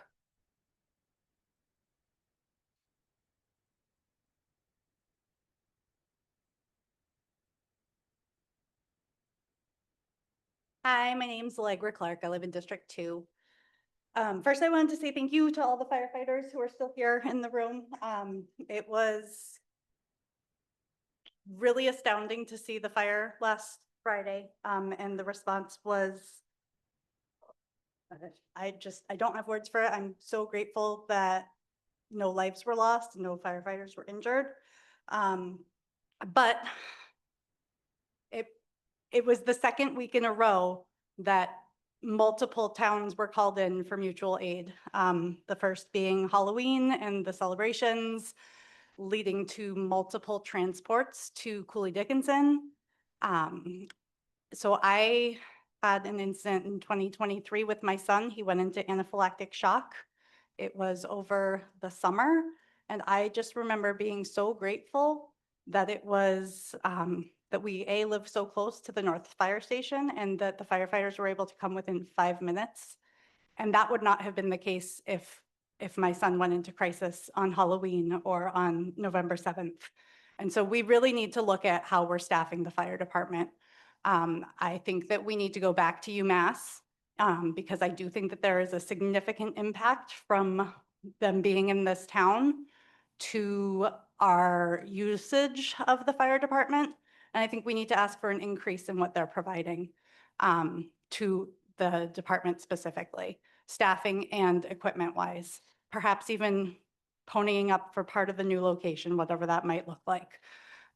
So I also just wanted to echo what other parents have said. I have 2 children in the public schools. I am a graduate of Amherst Regional High School myself. And I was looking at the list of all the programs that are no longer there over the last 20 years since I graduated, including the child life development, the shop programs, the culinary program, the like clothing program, and so many of the offerings that have just been cut every year in terms of what is offered at the high school, in terms of what is offered at our elementary schools. And I know that we have this great opportunity with 2 buildings merging into one to hopefully save some in operating costs. But again, as Rabbi Esther said, it also costs money to have a transition plan. So we need to be investing in our schools to make sure that in the long run, things are sustainable and that our children have the best education that we can provide them. We have great resources in this town and we need to be utilizing them appropriately. Thank you. Thank you for joining us, Allegra. Next. Laura Jane Hunter.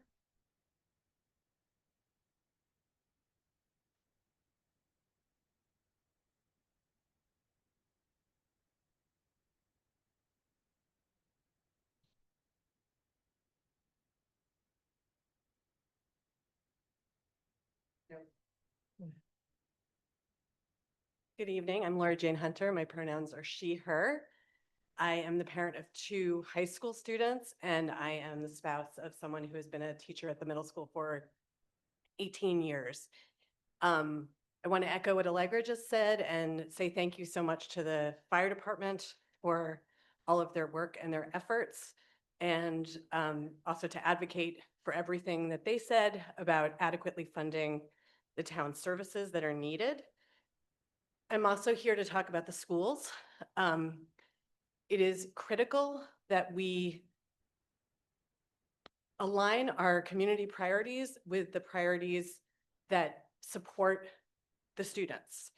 One of the critical issues that keeps coming up is the demand on the schools, the inadequate staffing, the lack of trained paraprofessionals, the lack of adequate pay for paraprofessionals, the lack of a pathway to certification for paraprofessionals who want to become educators, certified educators. And a lot of the issues I think could be solved or at least mitigated with smaller class sizes. With smaller class sizes, students who need extra supports can receive them. Educators can provide the kind of teaching instruction that they are so good at doing and not have to be just managing giant classrooms. And I have watched the classrooms that my children have been in, that my husband has been teaching in, get larger and larger and with less and less support. We as a community value our students We value our schools. We value our educators. It is time for the town council to prioritize the funding for the schools and to make up the deficits that we've been living under for such a long time. I've seen it go, the reputation of our schools is declining along with the lack of funding for them. And if we want to continue to be a community where people want to come to live, where families want to live, that they can afford to live, we need to make our schools back to where they were way before COVID. Although of course the trauma of COVID continues as an issue. So I'm just going to say again, please, please, please prioritize the schools, prioritize the city services that provide safety and community justice, and stop putting money into vanity projects. Thank you. Thank you for joining us, Laura Jane. Rachel Hall.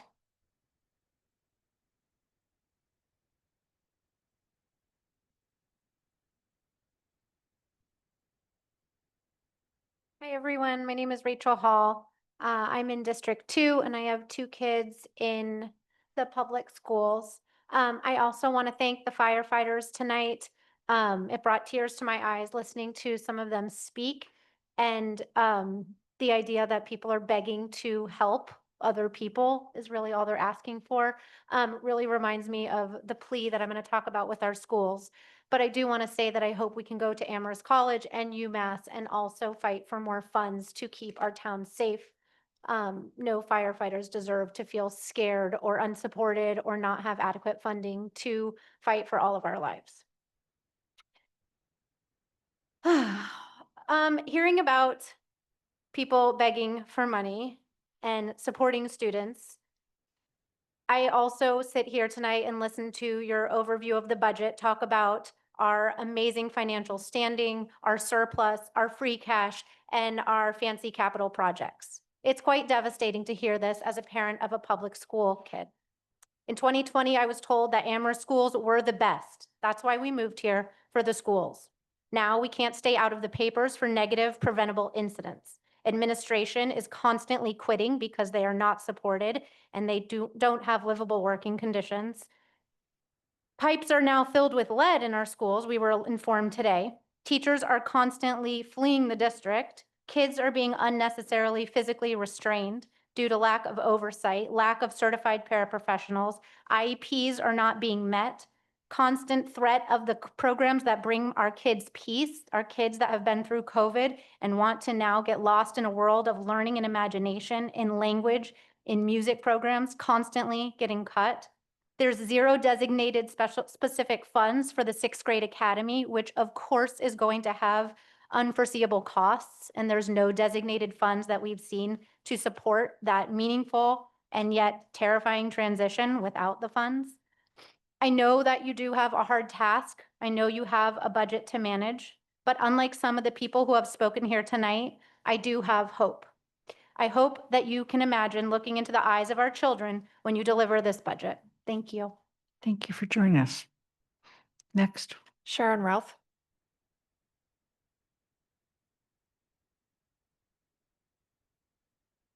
Hi, my name is Sharon Ruth, and I'm speaking tonight on behalf of Amherst CPAC, the Special Education Parent Advisory Committee. We would like to encourage the town council to consider measures that would grow the overall town budget of Amherst, with a specific focus on directing new revenue towards providing higher quality education, especially improved special education services. Our current budget often feels like a zero-sum game, where critical needs must compete against one another. Relying solely on cutting existing services or redistributing limited funds is a strategy that inherently limits our potential. To achieve the high-quality education and comprehensive special education services that every student in Amherst deserves, we need to generate new sustainable revenue. Investing in education is an investment in our collective future and a core driver of our property values and community appeal. Let's shift the conversation from dividing a small pie to strategically growing a larger one that can adequately support all municipal functions, particularly the crucial needs of our children's education and special education services. Thanks for your time and consideration.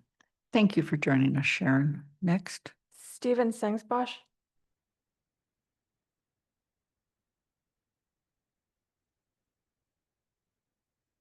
Hi, thank you.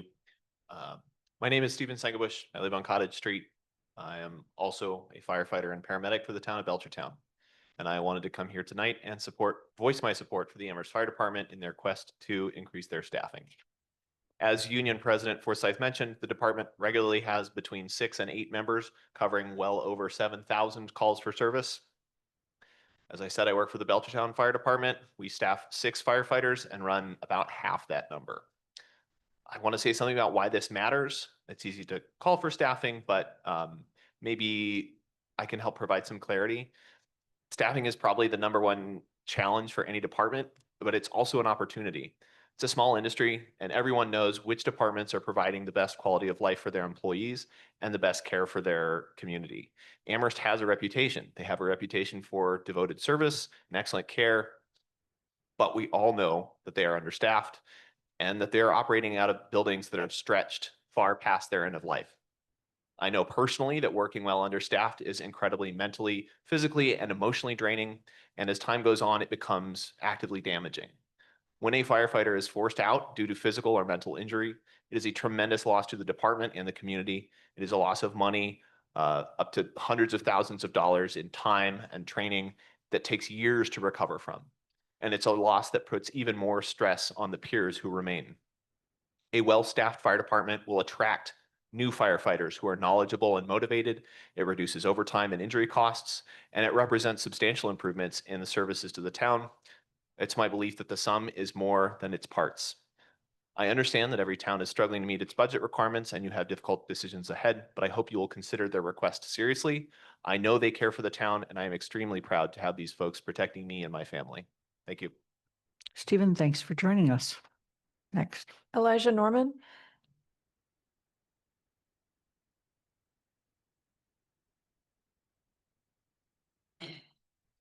Hi, my name is Life Norman. I'm a town resident and an Amherst firefighter. What I want to say is that this Can you fire, speak closer to the mic? sorry. Thanks. This fire that we had was not a fluke.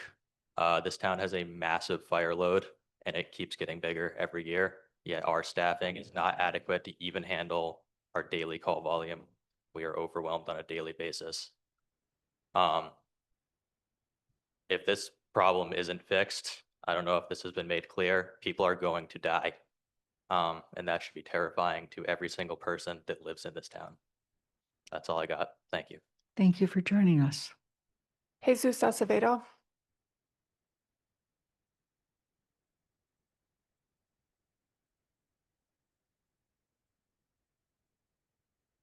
Hi. Hi. My name is Jesus Acevedo. I live on East Hadley Road in Amherst. Firstly, thank you guys for having the ability for the public to comment. This is my first time here, so I'm grateful to be standing up for the town that I've grown up in and love with all my heart. I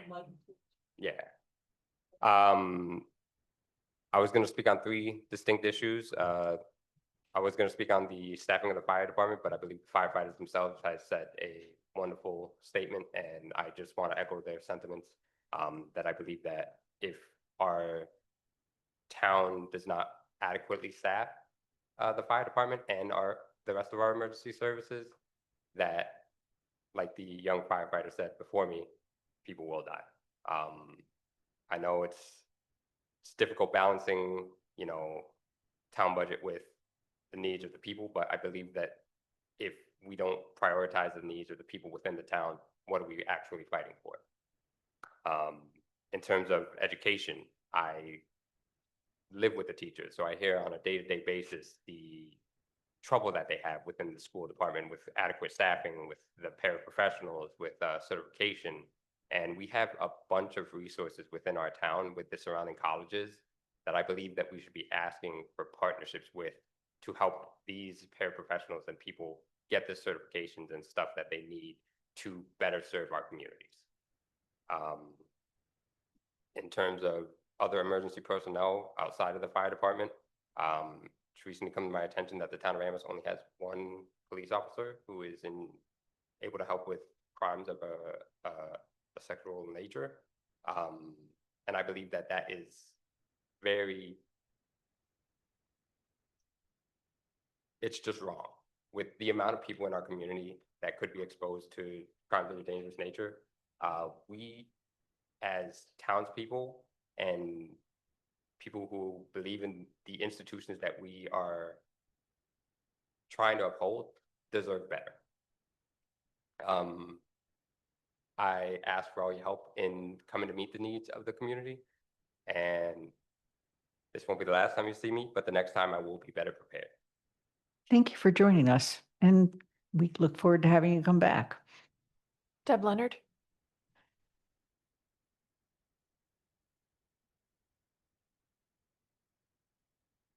Hi, my name is Deb Leonard, District 5. I'm speaking on my own behalf.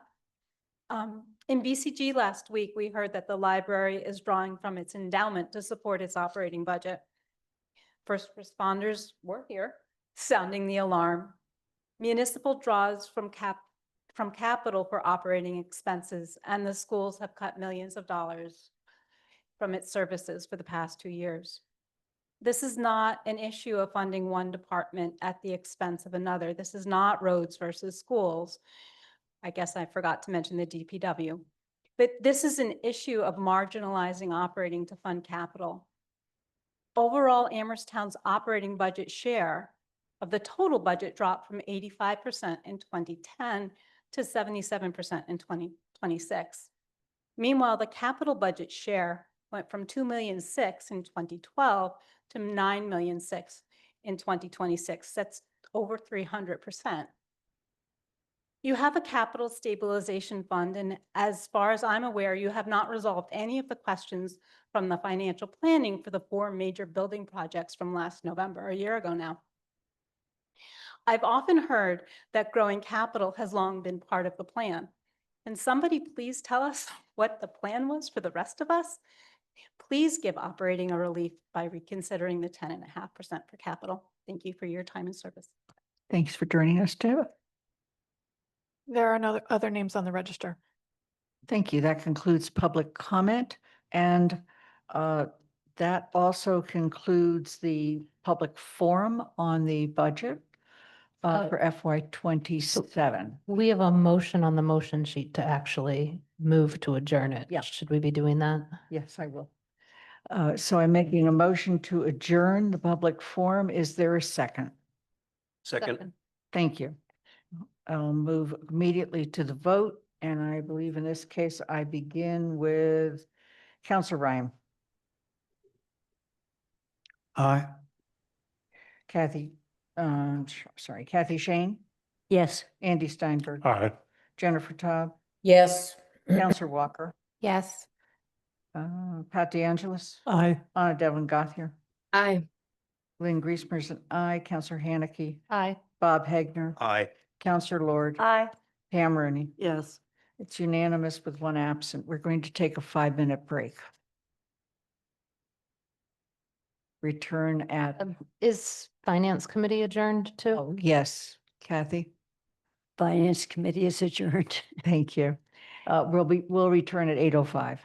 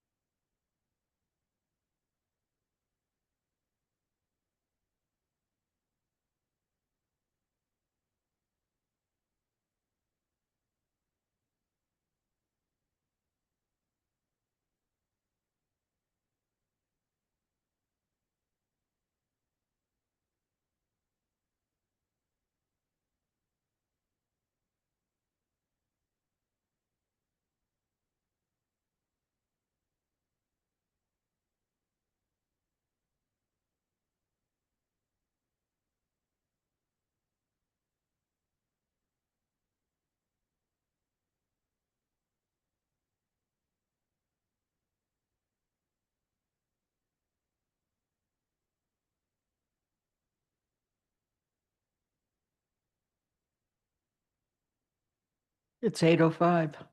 We're returning to meeting. Baker, knock that gavel, yeah.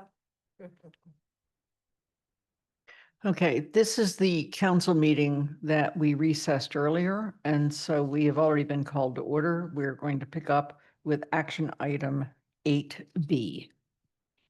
This is the proposed zoning amendment. This is the second reading and vote, and while I do understand that we have some amendments that have been shared with us, I want to thank you for doing that in advance. I'm going to read the motion, seek a second, and then we'll go to the amendments. The motion is to rescind zoning bylaw 5.011 accessory dwelling units and replace it with the language shown on page 9 to 12 of the motion sheet. Is there a second? Second. Thank you. Anna, you have an amendment. I know, and my email is loading so that I can pull it up. Sorry. I am, hang on. If anyone else has anything else they'd like to discuss while I find the correct email. Actually, Pam and Jennifer, you have an amendment. Yeah. Please go ahead. You two go first. I'll go second. Jennifer, do you want to address that, or Please make the motion and then speak to the, seek a second and speak to the motion. I'm sorry, I have to pull up mine as well, because I don't think I saw it in the packet. Okay, I have the motion. Oh, you got it? Okay, I do have it. I think, so thank you. I think I will read it, just read the motion and then discuss it, because it's pretty straightforward. We'll read the motion, seek a second, and then Right, we can discuss it. Okay, so the motion is in section 5.0113.I to change the wording from, quote, there shall be no more than 2 on-site parking spaces provided for any ADU, unquote, to read, in the general residence, RG zoning districts, no more than 1 additional parking space shall be permitted for a protected use ADU. In all other residential districts and for local ADUs, there shall be no more than 2 on-site parking spaces provided for any ADU. And again, the 2 spaces is what is already in the proposed bylaw. So it's only making a change for protected use ADUs in the general residence districts. Thank you. So are you striking any words? No. You're adding 2 words? Yes. Thank you very much. Was that a motion? That was a motion. It's on this. Second. No, I'm seeking a second. Second, Ruth? Thank you. Point of clarification, that motion seems to be striking all of I and replacing it with what's in bold. Or adding a whole clause, I guess, adding a whole clause in front of what's in bold. Is that what it's doing? It's adding a sentence in front of, there shall be no more than 2 on-site parking spaces provided for any ADU. So it's adding the text in bold. And the clause then, so a sentence and a clause. This is the existing sentence. And this is the amendment. Is there any other question about the motion? I was just clarifying, I didn't want to confuse that we were the 2 for people who have not been, focusing on that closely, haven't been on one of the committees that has reviewed the ADU bylaw, that the 2 spaces is what's current. I mean, that was not a change in language. It's only changing the requirement for the general residence districts.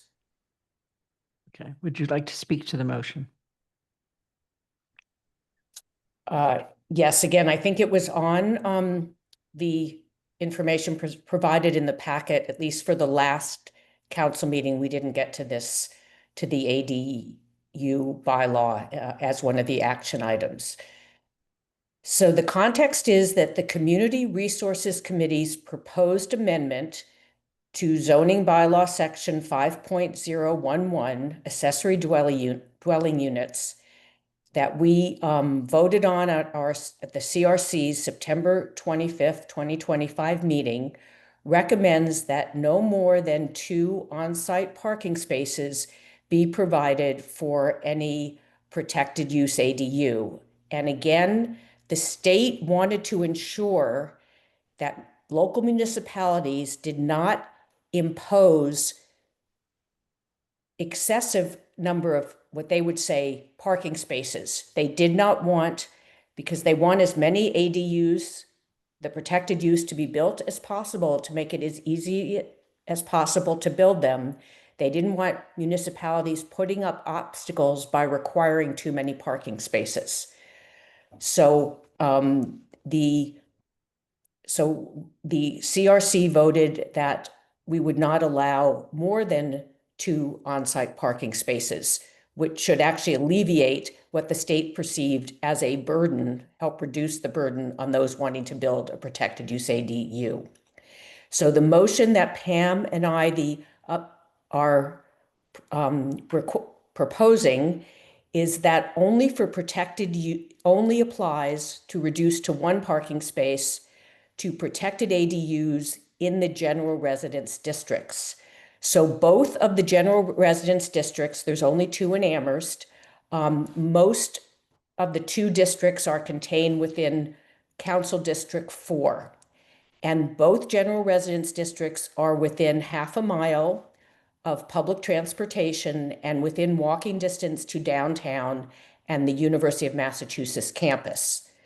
The protected use ADUs in the general residence district are largely built and are being built as accessory units to houses that already provide parking for up to 4 vehicles. Adding a 5th parking space is really as much as the smaller parcels in the general residence districts can accommodate. So we're not asking for only 1 parking space on the property, but for just 1 additional parking space. Our thinking is, and we've heard from residents in our district to this effect, that 5 parking spaces on the small parcels in the general residence district is really as much as those parcels can realistically, not realistically, but can comfortably handle. And we want to encourage walking and use of public transportation. And we're talking about ADUs that are, for the most part, being built adjacent to houses, again, that already have 4 parking spaces, but also the general residence districts are where you can walk to the university and walk into downtown. And, we're also, for the most part, speaking of, younger people who we would like to, again, just encourage to walk, to ride bikes, to use public transportation if you live close to downtown and the university, and to not have to sacrifice, really all the green space on small parcels. So that's the context I'm providing. Pam, you might certainly want to add in. Thank you. Pam, you're the other sponsor. Did you have something to say? Thank you. I just wanted to add the point that with the protected use ADU that the state is promulgating, it does state in the state recommendation that only 1 parking space be required or be allowed, in fact, within a half mile, if you're outside a half mile of a public transit or your destination. And given that much of the RG is well within a half mile of public transport, and much of it is well within a half mile of the campus itself, that we felt that the adherence to the state's recommendation of only 1 parking space being required in the RG would be more appropriate than the 2 that are generally being recommended across town. Okay. Councilor Haneke. So I appreciate that Jennifer and Pam have modified this from what we talked about a couple weeks ago, where they were going to suggest changing it for everywhere across town. So I do want to say I appreciate and recognize that you heard those concerns and looked at a different wording. I'm still concerned with this wording, and a couple of reasons. The planning board actually suggested that instead of 2, it be no more than 3. And CRC already reduced it from 3 to 2 throughout town, as we can't put more than 2 per ADU. So going even farther, even in one part of town, really concerns me, given that the planning board was even higher than what we at CRC recommended. The RG is a district that in many locations, the council, and prior to the council's existence, the select board has already restricted on-street parking. If you remember, we've completely eliminated on-street parking during the day on Lincoln. It's already eliminated during the day on High Street, and I believe some other areas around town, around the high school.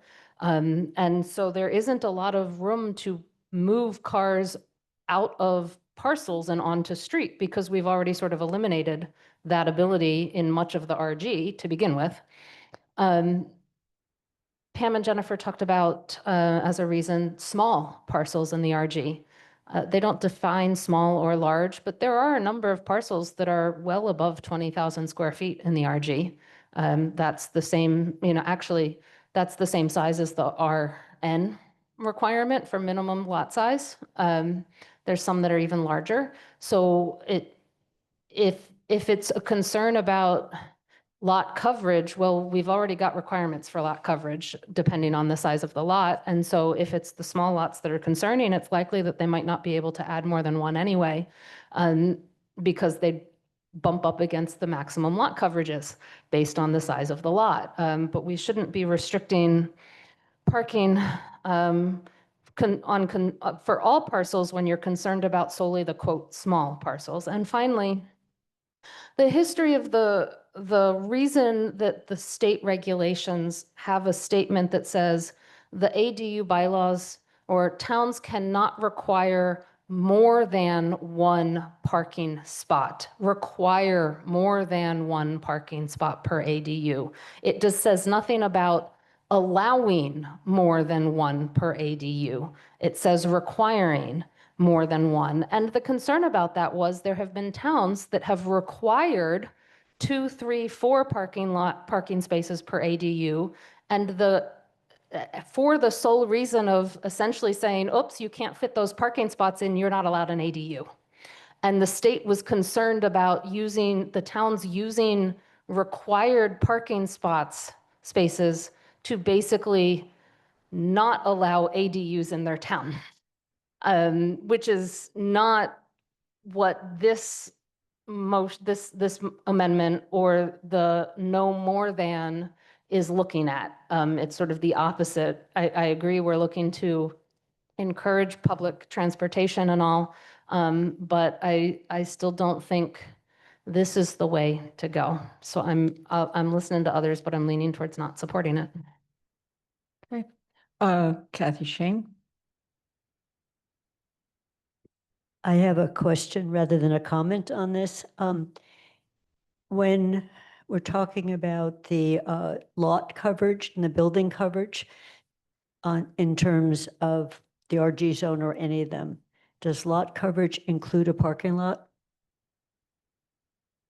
In other words, because the lot coverage, what constitutes it? Because I think the concern here is in the smaller square footage areas, you'll end up having pavement for cars and buildings taking up much of the land. And then you get where does the water go? Where does the green grass go? So I don't know whether the parking space, if it's impermeable, counts as part of the lot coverage, in which case would our coverage provisions be protective? So in other words, I've got a building, I got another building, I've got a parking lot. And you say you can't have that big a parking lot because then you've covered too much of the land.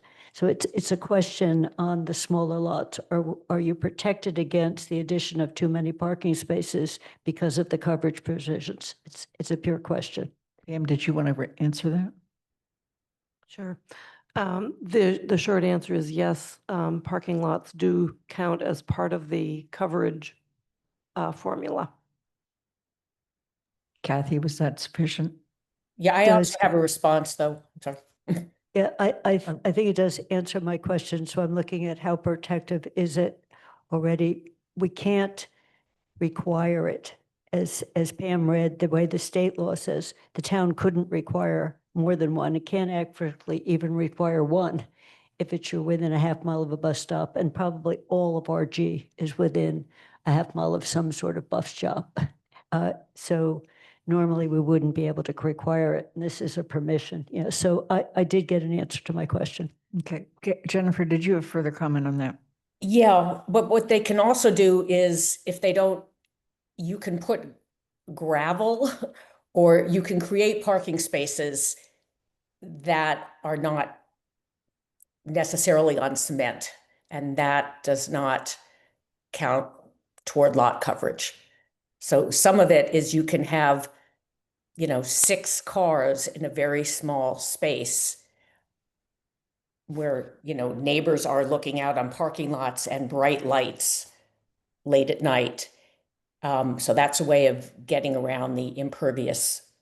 I shouldn't say getting around, but people, I have a parking space. It's just because I prefer the gravel, but, that is not, it's a parking space, but it's not cement or concrete. Nate Malloy has joined us. Nate, thank you.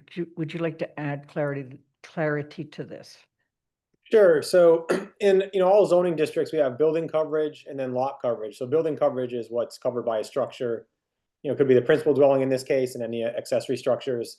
And lot coverage is the addition of that plus any impervious or improved surface. So a gravel parking area is actually part of lot coverage, and a parking space by definition or a zoning bylaw would be an improved surface like gravel or pavement. So it would count towards lot coverage.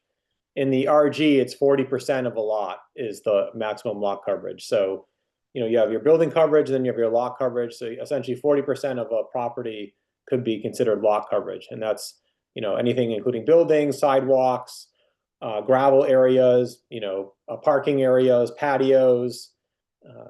We even consider, solar panels, depending on how they are mounted, if they're ground mounted. So a bunch of things count towards lot coverage.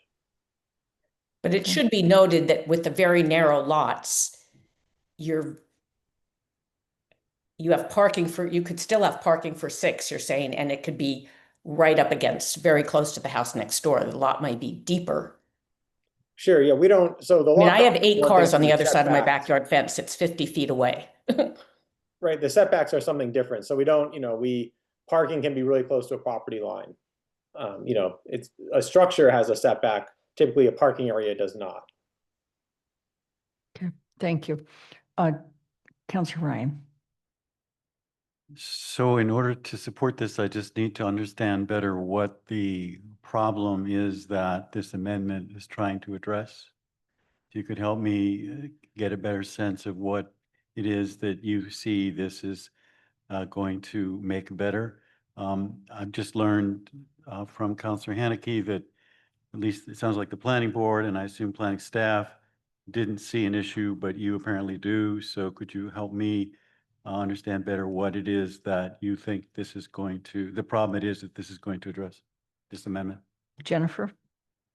Let me let Pam go first. Okay, Pam. Thanks. I'm sorry, could you say your question again? He wants to know what problem are you trying to solve? Okay, thank you. Yes. The state recommended in its bylaw that there be, as Councilor Haneke explained very well, the state did not want us putting burdens on developers to require too many parking spaces so that it would be too expensive to build ADUs. The state recommended that within a half mile of any transit stop or a destination, major destination, that there be in fact no parking spaces required at all. I don't think any of us thought that was great, but we also weren't excited about having too many parking spaces required. Across town, and as noted, not every parcel is the same size in every zone, but across town, the ability for a parcel to accommodate two parking spaces for an ADU seems reasonable. But outside of inside the RG, which you live in as well, the apparent need for extra parking seems unnecessary. People live so close to bus lines. They live so close to the university. Why are we asking them to do 2 parking spaces for a protected use ADU? So the recommendation within the RG is to drop that to 1 requirement rather than 2 spaces. They're not required to provide 2, but they can have up to 2. What you're saying, if I understand it, is you can only have 1. Is that Yes. correct? In And you're the saying that RG. because you think, the RG is a more dense zoning area, and houses, at least in certain areas, are much closer to each other. And you feel that if they were allowed to have up to 2, and they did choose to have 2, this would do what terrible thing? Jennifer? So this, we heard from several residents came to us. So this is what it is in response to, and what they are seeing is they're not objecting to the ADU being built, adjacent to the house. But in the cases that have happened so far, and I think it's fair to say it is how it will happen in a lot of the RG, because the general residence districts are so close to the university that thus far, in every case where protected use ADU is being built, it is adjacent to a house that is already rented for residents that are unrelated, and they each have cars. So there's 4 cars parked now, and residents are seen, because it wouldn't, I guess, if you've already received your building permit for an ADU, then you already have, because right now we haven't passed any bylaw, so ADUs are going up where they're adding parking spaces on small lots and lots that are very close to their next door neighbors, where there's already space for 4 cars. And now so we're not talking about these residents that have come to us are not talking about only wanting 1 space on the adjacent properties, but limiting it to 5 spaces, because there's already 4 for the 4 unrelated residents that are living there. And then the ADUs are also being built for unrelated, really in every case, so far. And I would expect that a lot for the majority to continue, of talking about having basically 6 parking spaces, feet away from their residence on a small lot versus the 4 that are already there. So the thinking was, they said, could we limit it to a 5th space instead of 6? And I don't think it even came up in the planning board. And again, it was brought to Pam and I because we are the counselors from District 4, which contains most of the only 2 general residence districts where there's already a lot of, or there's activity, protected use ADUs already being built. And again, they're always on properties where there's currently at least 4 parking spaces. And there may be more because we haven't restricted it in the past. So the issue we're trying to address is being residents who are concerned about basically having mini parking lots and the lights and the activity, that are, because at least three of the residents I've heard from, these are small lots. They are literally feet away from the parking lots. George, did that respond to your question? Yeah. Thank you. Pam Rooney. Oh, okay. Counselor Haneke.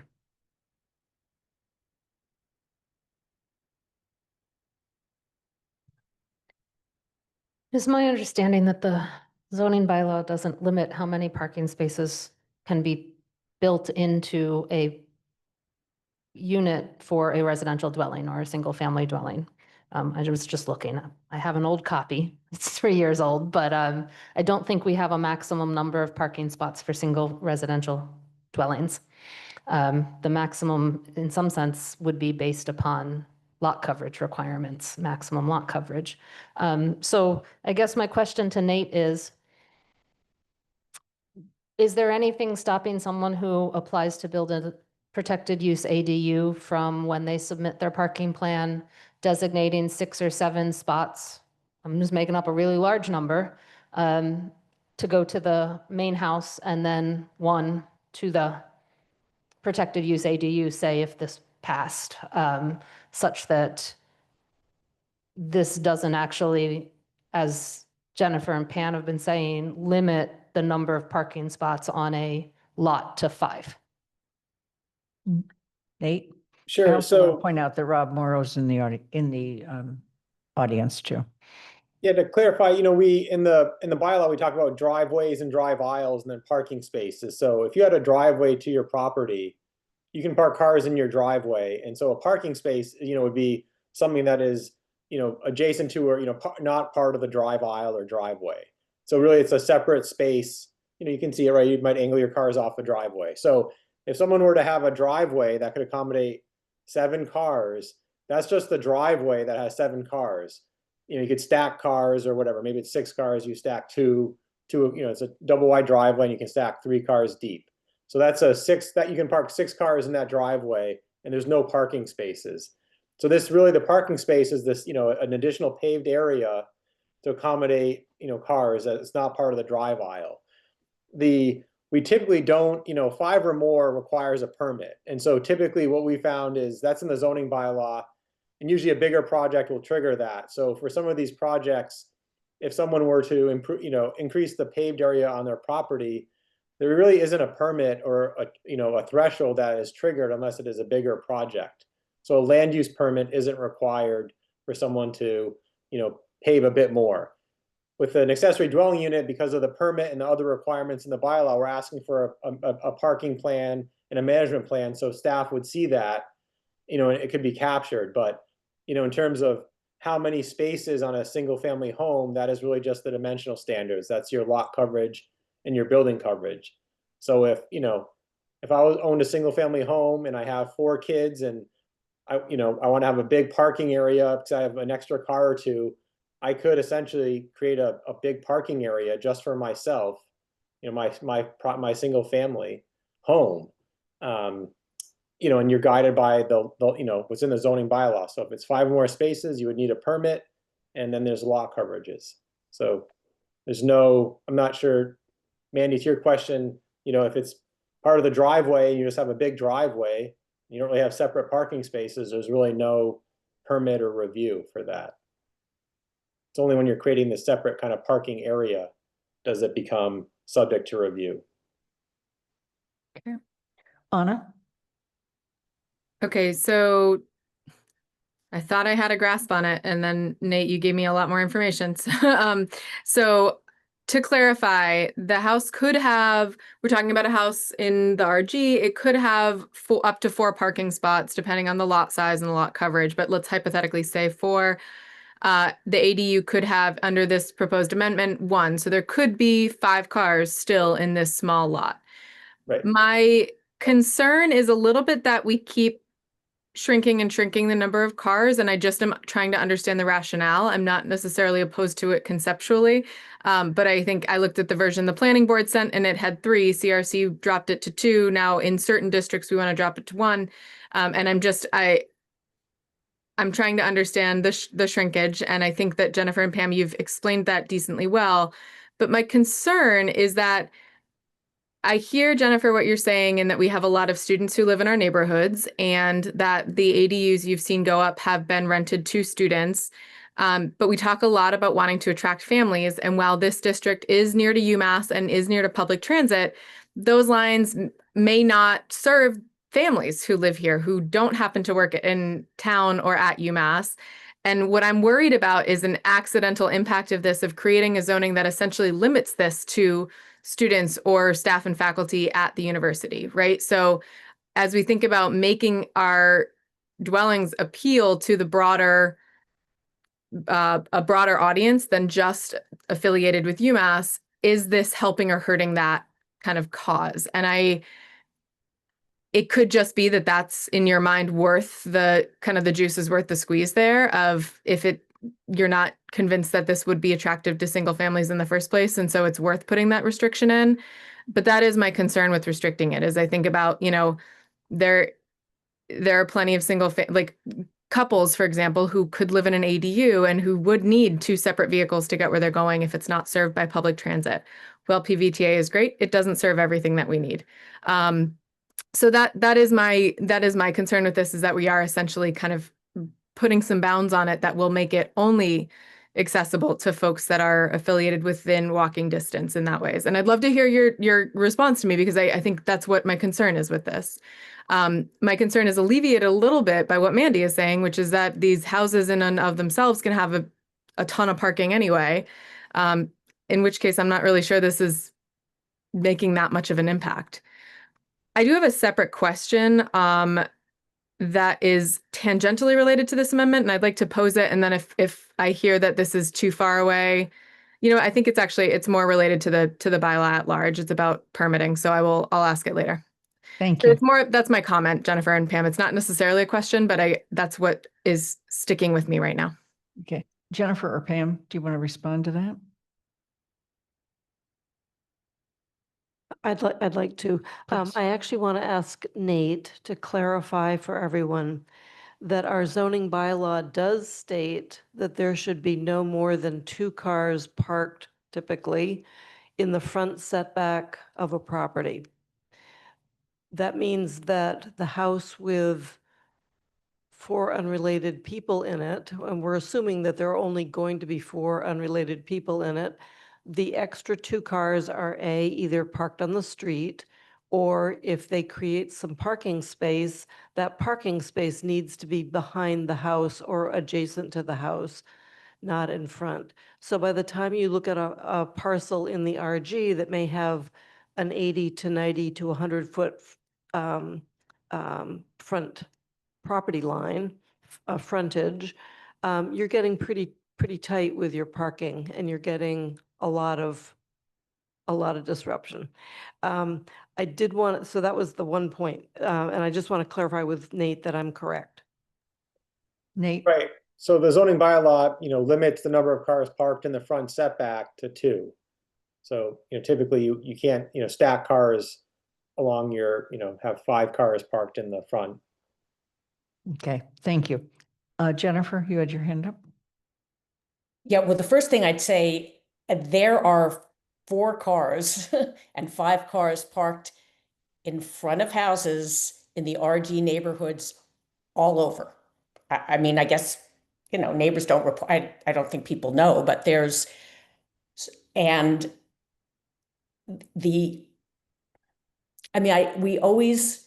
we can't seem to be able to address the situations that are in, I would venture to say 98% of, but I guess I can't put a percentage, but there are a lot of houses in the RGs that are rented to 4 unrelated people. They make a lot of money. It's very close to campus. The ADUs are being built to house, and there's no limit, we can't impose an occupancy limit. So they are being, the same investors who own the houses that are currently now being rented to foreign related can add an ADU, which they've started to do, to double the number of the amount of rent that they're making. The houses that have 4 unrelated all have 4 cars parked in front of them. And so, yes, they could say we're going to have 2 more for the main house and just 1 for the protected use. But I guess, so then you'd have 7, but some limitation, because you will have basically parking lots, whether they're on impervious surface or not. Now, again, that there are 2, there's a little tiny flag lot behind me. There are 2 houses. As long as I've lived there, every September, 8 new residents move in between the 2 houses. There are always 8 cars parked there. You can come look. I mean, that's just, it's fine.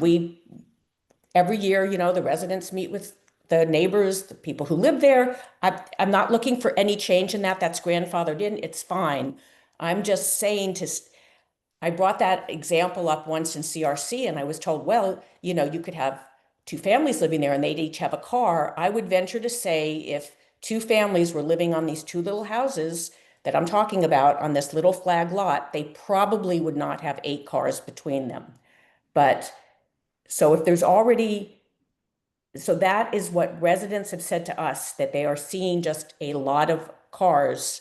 And the people who have spoken with us, the ADUs are already in process of being built. So that's the concern. And again, if we're saying that we don't allow 4 cars in a driveway, I don't know how we, even if anyone's going to call to enforce that, but I would say it's a given in a lot of the RG that there are 4 cars in many, many driveways. And I would say all the driveways rented to 4 unrelated people. And I'm always amazed because it's so close to campus, but every resident seems to have a car. If a ADU is already in process, that means it's already been permitted. That means that the parking has already been allowed. So this would not impact those. This would only impact future ADUs. Call the question. Thank you. The question's been called. Okay. I will second that call. Second the call. It's there. We have a question that's been called, and I'm going to move to a motion to a vote. Clarify the vote. This is calling the question. That's all it is. It's the vote to end debate. Vote, right. Right. Kathy Shane, Yes. Andy Steinberg, Yes. Jennifer Taub, Yes. Counselor Walker, Yes. Pat DeAngelis, Aye. Anna Devlin Gothier, Aye. Counselor Ette. I'm sorry, Lynn Griesmer is an aye. Counselor Haneke. Counselor Haneke, Aye. Bob Hagner, Aye. Counselor Lord, Aye. Pam Rooney, Sure. Counselor Ryan. Aye. Okay, the question that's been called is on the motion to amend. The motion to amend is what we have seen on the screen. Would the clerk please place that on the screen again? Okay. Are there any further questions about what we're voting on? Okay, then in that case, we're going to begin with Andy Steinberg, No. Jennifer Taub, Yes. Counselor Walker, Abstain. Matt DeAngelis, No. Anna Devlin Gothier, No. Lynn Griesmer is an aye. Counselor Haneke, No. Bob Hagner, Abstain. Counselor Lord, Nay. Pam Rooney, Yes. Counselor Ryan, No. Kathy Shane, Yes. 4 in favor, 1, 2, 3, 6 nays, and 2 abstentions, and 1 absent. The motion fails. We move on to the next. Anna, could you please introduce your motion? With a Absolutely. motion and seek a second. Absolutely. Thank you. I did send it to Athena if you're able to pull it up. But I moved to replace section, let's see, 5.0115B with the following text. A detached local ADU shall be clearly accessory to the principal dwelling in terms of scale, massing, and layout on the site. And the reason why, oh, sorry, I'll say the motion. then I'll- Excuse me, is there a second? Why I stopped talking. Second. Okay. Thank you. So the reason why I made this motion was the initial language here felt like it was putting the town in a bit of a position of being an HOA. This felt more like it was limiting our opportunities. I mean, it sounds a little fluffy in the grand scheme of this, but it was limiting opportunities for creativity and design. We also already have design standards that would be applied to this project, so it felt secondary. Initially, I wanted to strike this completely, and so I want to give credit to Mr. Nate Malloy for kind of helping me pump the brakes on that a little bit and thinking about the initial, I think, intention of this wording, which was basically saying, you know, you shouldn't have something that's wildly out of scale in terms of like massive comparative to the principal dwelling. Our standard designs or our design standards, excuse me, would still apply to this, but I felt that the initial language was too constricting and so it felt overreaching to me. So this is my proposed amendment. Motion's been made and seconded. Comments, Kathy Shane? Anna, thank you. I do like your language. I just have a comment. Because the local ADU can be as big as 1,200 feet without reference to the size of the principal, it can be bigger. I know. So I had asked, how is a local ADU an accessory if it's bigger than the principal? And the answer I got in the casual discussion is, well, whether maybe the ADU becomes principal and the other becomes accessory, because something that's bigger than the first won't, in scale, won't look accessory. So I'm fine with your language. I'm just saying that we've got a disconnect here with the size. One of the potential amendments to the way this was written was no more than 90% of the size of the, however we count the size. And instead it was seen as attractive to allow an ADU to be larger, the local ADU, so that you could have this owner occupancy requirement. So that's the only thing I want to point out. It doesn't mean I don't think yours is a clearer language, but it's not going to look as like an accessory if it's bigger, is my comment. Okay. Councillor Haneke? Yeah, I was going to make the same comment, so I'd like to hear from Nate on how that would work if someone proposes, you know, if someone's got a 1,000 square foot house on a lot, which I know, or smaller, which I know there are some houses, residences in our town that are that small, single family residences that are that small. And they propose a 1,200 square foot quote ADU. How does that work? Would it automatically be swapped? Sort of, you're now proposing to build a principal dwelling with the other one an ADU? Like how does that work? Nate, how does that I work? got another question though. I noticed the change from it applies to all local ADUs to just a detached ADU. So my other question is, there can be attached ADUs. What does detached mean? Can a open breezeway count as attached, not detached, sort of? So like, are there ways that would typically be a detached that a builder might make it attached by like a quick breezeway so that this section wouldn't apply to it? Nate?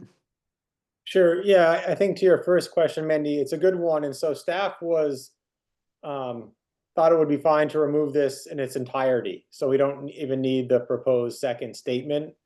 Through an administrative approval, so a local ADU has two permitting paths. One is administrative approval, and it could be by special permit. In neither instance, either the building commissioner, staff, or the ZBA can use the design review principles and other criteria in the bylaw to review the size and massing of a structure. So I agree that if it's depending on the size of the ADU and the principal dwelling, someone could say, well, what does it really mean to be accessory if the gross square feet is bigger on the accessory dwelling? And that becomes, say, we call it a design challenge. I'm not sure staff will, really look at that and say, well, move the roof line a few feet if really that's the design and it seems to work, right? I gave an example saying, like a 2.5-story accessory dwelling unit on a single-story building, because you have certain height requirements in the bylaw. So you could have something that seems really easy to discern. I think in your example, Mandy, it could be difficult to say, really what does it mean to be accessory? In terms of detached, a connection like an open air breezeway would not have it be considered detached or attached, and so that would be essentially like a separate building. So to be attached has to have a shared wall or common space. It can't be something that is connected through something that isn't living space or isn't enclosed in that way. Okay. Councilor Haneke, anything else? Pam Rooney? Thanks. I appreciate the trying to be flexible. I think that's good. But I guess I am, the way I'm reading the proposed replacement doesn't seem to work simply because what we've been talking about, there's a very good chance that the accessory might be equal in size or maybe larger in size than the existing building. So I would have to vote off the words shall be clearly accessory. The existing statement can be designed so the appearance and scale of the structure is compatible with the principal dwelling, to me is very wide open. I see examples of architecture in town that probably even went through the design review board because they have to review duplexes, I believe. I actually don't have a problem with the existing language, but I would have a problem with the wording of being clearly accessory, because I don't think it will hold. Thank you. Councilor Ryan. Kind of having the same issue that Councilor Rooney is having, and especially hearing what's just been discussed. It seems like the proposed language is just going to run up against reality, and that's going to create even more problems. If I understood Nate correctly, and maybe I didn't, it sounded like staff was even proposing just eliminating B in its entirety. Is that right? Did I understand that? And that just sort of relying on design review standards? That was my initial proposal, and Nate did say that staff would support that. I selected this language, which Nate also gave me a couple options of things I might consider, because I thought that more people would be interested in this versus removing it in its entirety. I would be very happy if this motion fails to present that as a secondary motion. Yeah, I mean, I like the spirit of B, and in a sense, what it's saying, if it's left in, the language that's there right now, if it's left in and not stricken, gives probably pretty clear, or at least gives guidance to staff as to what we're trying to accomplish, which is we'd like whatever is built to be in appearance and scale compatible with the principal dwelling. And we would leave that up to the judgment of staff, guided by design review standards. So yeah, I'm kind of leaning to leaving the language as it is and trusting the judgment of staff. I think the language that's proposed, as we've already said now, seems to create some other problems that we don't really need. So yeah, I guess I'm leaning to not supporting this Thank you. I don't understand why B seemed to apply to all local ADUs, and all of a sudden in the new language, we're only talking about detached ADUs. Why wouldn't we just say a local ADU? So that whether it's attached or not attached. I don't necessarily have a great answer for you on that, and I would see if Nate has any insights. I think the idea is really that the risk of a detached ADU being significantly different might be higher, but I don't I have no problem with an amendment to just say a local ADU. If that is something that the council would like to see shifted in this. If we delete that, does the person who seconded the motion agree? Yes, delete that. Thank you. We're back to Councillor Haneke.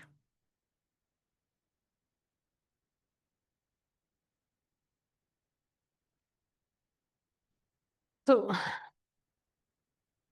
if I had to choose, I would choose to delete B completely. And I know it's a little bit out of the amendment, but I'm not sure I can support an amendment that requires the local to be clearly accessible when accessory, when we know in fact that there are some that size-wise scale can't be. Yet I've got a real problem with requiring the appearance of an ADU to be compatible with the principal dwelling. Because I do agree with Anna that gets a little more into HOA sort of over-regulation of what we like to look at. And we shouldn't be doing that. If someone has, and I'm going to go on extremes here, if someone has a colonial or pre-colonial salt box dwelling on their property and they want to put an ADU that is a mid-century modern Frank Lloyd Wright inspired design ADU, they should be able to. But those appearances don't look anything alike, and some would say they're not compatible, but they're the ones living in it. And they should be able to build what they want to look at and live in. So I don't like either one. I'd rather see them both deleted. On one final comment, and we're going to move to the vote. Well, before we get to that vote, if you don't mind, my final comment is, yeah, Mandy, I agree. If I wanted to build a ADU that looks like a pirate ship, I should be able to do that. But if Mandy Jo was my second on this, am I allowed to amend the motion to simply strike all of the words? No, let's stay with this motion and then we'll move to. I'm asking policy wise what is allowable in terms of amending my current motion as the motion maker if my second agrees. I think the best thing to do would be to withdraw your motion. I understand that you think that's the best thing. I'm asking if policy wise I'm allowed to change my motion to strike it. I think it would be called withdraw. No, because I'm not. I'm still moving to strike Okay, the fine. initial language. Motion literally is replace this with, and it would just be replaced with nothing. Blank. Right. That's I all I'm believe that is in suggesting. order. So I would like to make an amendment to my initial motion to remove from the word A to the period at the end. Mandy Jo, you seconded? Yes. Okay, the motion's been removed. We're now back to the original. And the original Not is the original. No, the original is crossed out, so the original should not be crossed out at this point. Nope, the original should be crossed out. My initial motion was to delete that and replace it with the second text. I've now taken it to say delete that and replace it with nothing. All right. Lynn, it was a Fine. procedural thing. This isn't like. It's fine. It's fine. I know. Thank you. The motion now is to delete the B entirely. Mandy, you're the second? Yes, and I'm okay, fine with fine. that. Pam Rooney. I would actually like to hear from Nate Malloy what is helpful to staff since they will be administering permits for this type of building. And is it helpful for them to have some sort of compatibility clause in here? Nate? Yeah, so, some of the conditions that are in the proposed amendment are carryovers from what's in the existing bylaw. So there is something that's similar. I think Anna brought up a good point, and, when it's administratively approved, what does compatibility mean? And so I had suggested language looking at the design review standards and principles and came up with a few suggestions, and, we shared an email or two. I think the easiest thing would be to remove it and rely on what's already in the bylaw. So we're not trying to paraphrase standards or conditions that are already clearly written. So, 3.325 or section 3 and the 10.38 and the administrative approval process already have conditions and criteria. And so rather than try to paraphrase it here, it's already built into the bylaw and the review process. And so to me, that would be easier than trying to figure out how do we, come up with what we think is the right kind of terminology in terms of what's compatible or massing or scale. And so I understand what the motion is and what we're trying to get at. And I think it's a really difficult thing to achieve. I think sometimes it's a set of standards that might be applied appropriately. And that's what we have in our bylaw and the other sections. So relying on the design review principles, the administrative approval criteria can guide decisions as well as, this could or couldn't. Thank you. The motion on the floor is to strike B. A local ADU shall be designed so that the appearance and scale of the structure is compatible with the principal dwelling. Kathy, one final comment, please. Let's go. It is a final comment. I like this clause a lot because I don't think it restricts completely the way Mandy just said. I think we would like some of these to be compatible. Remember, there could be, under this new bylaw, there could be 3 where there's only 1. You can have a protected, a local, and a principal. So I think some concern about scale and compatibility is important. So I'm going to be voting against this. Okay. Andy, we're starting the vote with you.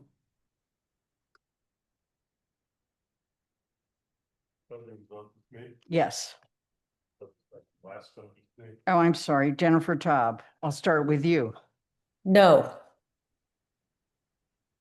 Counselor Walker. Yes. Pat DeAngelis. No. Anna Devlin Gothier. Yes. Counselor Lynn Griesmer is a no. Counselor Haneke.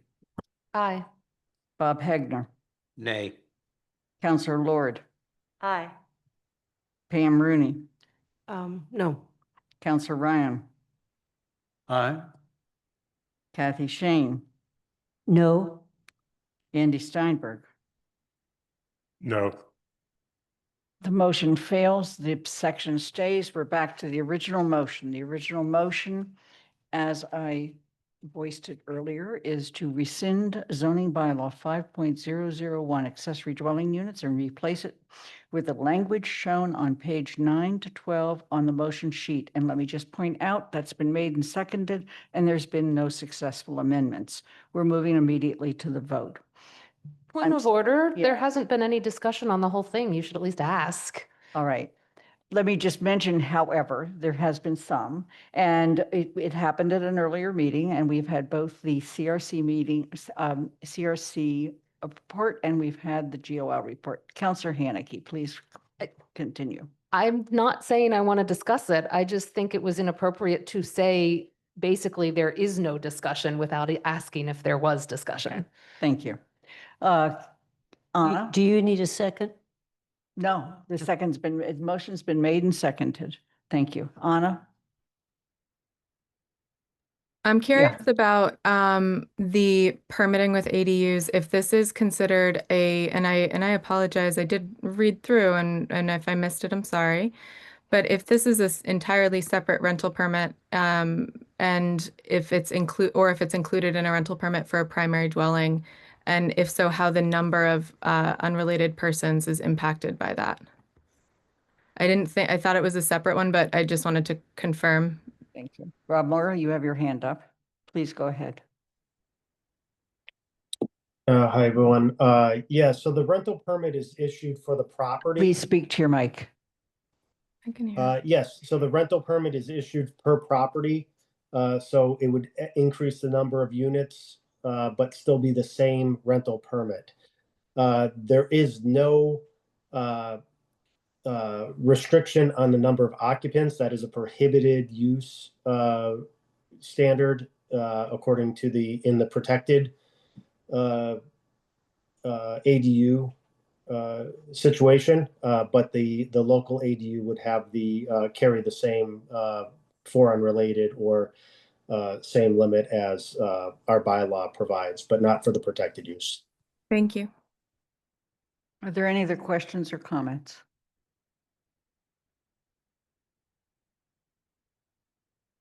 Okay, then we're going to move to the vote.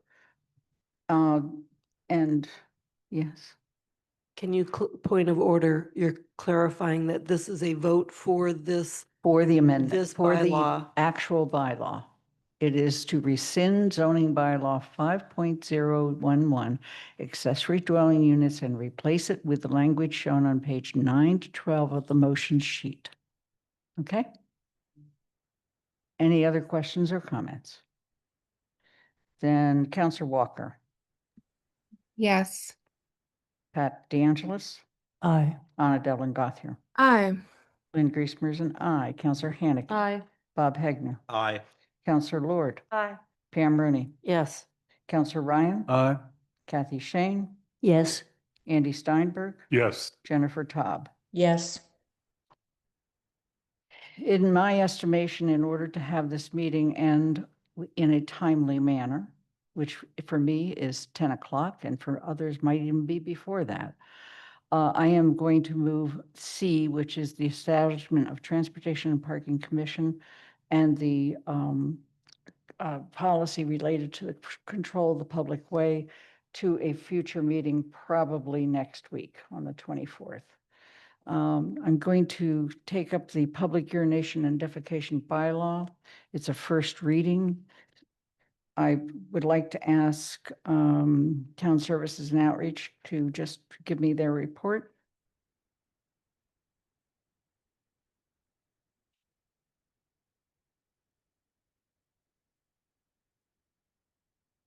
Basically, I think that we know that the bylaw started with a proposal from Councilor Haneke, who presented it after hearing at a meeting of, I believe, CRC.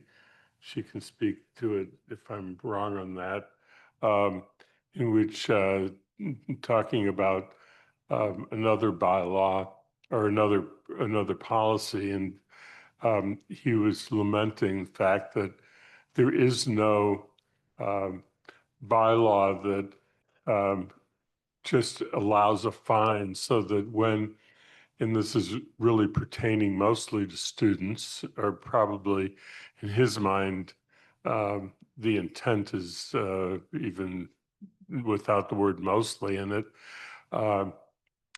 that would allow behavior that is frequently complained about by a lot of residents who live either near party houses or on walking routes from the center of town to residences occupied by students or campus where there is public urination taking place on private property, and that they have no alternative other than either do nothing other than speak to the student or whoever it may be, or what is essentially a criminal violation, and that they would like to have the opportunity to have something that is like an open keg or an open container violation where there's a fine, but there's no criminal violation involved. The student who's got a future ahead of them doesn't have to then graduate from school with a criminal violation on their record. So that was the basis of his recommendation that we enact a bylaw of this type. It was referred to TSO. TSO went through several processes because one, after hearing from the chief and what his intent was and making sure that there was support from the University Dean of Students, which there was, she was very appreciative of the fact that police department is thinking about the future of students and pointing out that even if it's just a violation, as they do with open container, it still could be subject to additional action on campus for additional sanctions on campus for the violation that occurred because a citation was issued, but it would not leave the student with a criminal record that would affect their future. So that was the basis of it. And we first drafted a bylaw that was based upon two municipalities in Massachusetts, East Hampton and Lowell, that have and tried to be compatible with that, but be fitting for Amherst. And then when it was sent to KP Law, and because that's part of the practice then before for GOL's assistance, it's sent immediately. And KP Law came back with the suggestion that it really could be much simpler and it could be a single sentence, which is what's before you. We considered it a TSO. We consulted Chief Ting, and based upon Chief Ting's advice, that it was fine, that he was totally supportive of what Lauren Goldberg at KP Law had suggested. That is the version that is before you today, and it has gone to GOL for review. Anna, can you give us the GOL report, please? GOL found the single sentence bylaw clear, consistent, and actionable. Counselor Haneke, did you have anything you wanted to add since you introduced this? No, I think Andy pretty much covered it all. Thank you. Are there any questions or comments? Anna? So I want to start by saying that I understand, appreciate, and support the intent of this bylaw. I appreciate Mandy for bringing it forward and working with Chief Ting, and I appreciate Chief Ting taking the time to do that. And I see this as absolutely as a way of making our policies more supportive of our community by allowing for a fine instead of a criminal violation. The version of the bylaw proposed by KP Law is far too broad and allows for far too much discretion, in my opinion. While I certainly hope that our officers would never, ever allow any biases to come into play in enforcement of this bylaw, I am concerned that this broad language allows for it. I'm also concerned about enacting this when we have so few public restrooms available, especially downtown. While I still had some concerns with it, I much preferred the original language which TSO had worked on, which specified that the violation is when someone urinates in or defecates in view of the public, hence the public urination part. The current bylaw just says whenever they do that, not in a facility designated as such. Technically, making it illegal to pee in a pool, just noting that. I can't believe that I'm saying this in a public meeting, but someone should be able to pee in their own backyard if they're not in view of someone else. While we have the word of the chief of police that they would never issue a citation to, say, a parent with a child who's potty training or someone else who's not brazenly and intentionally violating the bylaw, and I trust that word, it's not what is written on paper. And at the end of the day, it's what is written on paper that matters. I would prefer the council use the language initially proposed by TSO, and while I'd love to hear other perspectives and discussions, I am prepared to make a motion to substitute that language. Pam Rooney. Thank you, and thank you, Anna. Do we have the language? I don't think I've ever seen the greater language. That would be brought in as a motion to amend, which would be on the second reading. So I actually wanted to speak to the public part of it and ask the town manager if there has been any discussion about relieving some of the need for bylaw like this. I mean, this may be very appropriate, but can we relieve the need for this by requiring bars in the downtown to provide porta potties Thursday, Friday, and Saturday nights. I have, there are stories that are shared by some of the people that I speak with, and they basically said, well, we kind of go around and clean up behind the UU church on evenings because students are defecating back there. So I'd like to ask, why not get the bars on board? I think it'd be a great requirement. Paul, did you have any comment on that? I don't know if you could make a requirement. We could certainly request placement. Okay. Pat DeAngelis? Thank you. I have a lot of concerns about this on multiple levels. Originally, I was totally opposed. I'm not completely opposed to having something like this. Some questions I have. Not everybody who pees or poops in a public place, in the bushes of a church, which I have seen, etc., is a student. There are many homeless people and people with some health issues that the state recognizes, like Crohn's disease and other things, which gives them kind of permission if they needed to. The other thing is that we're saying you can only pee and poop in a designated spot.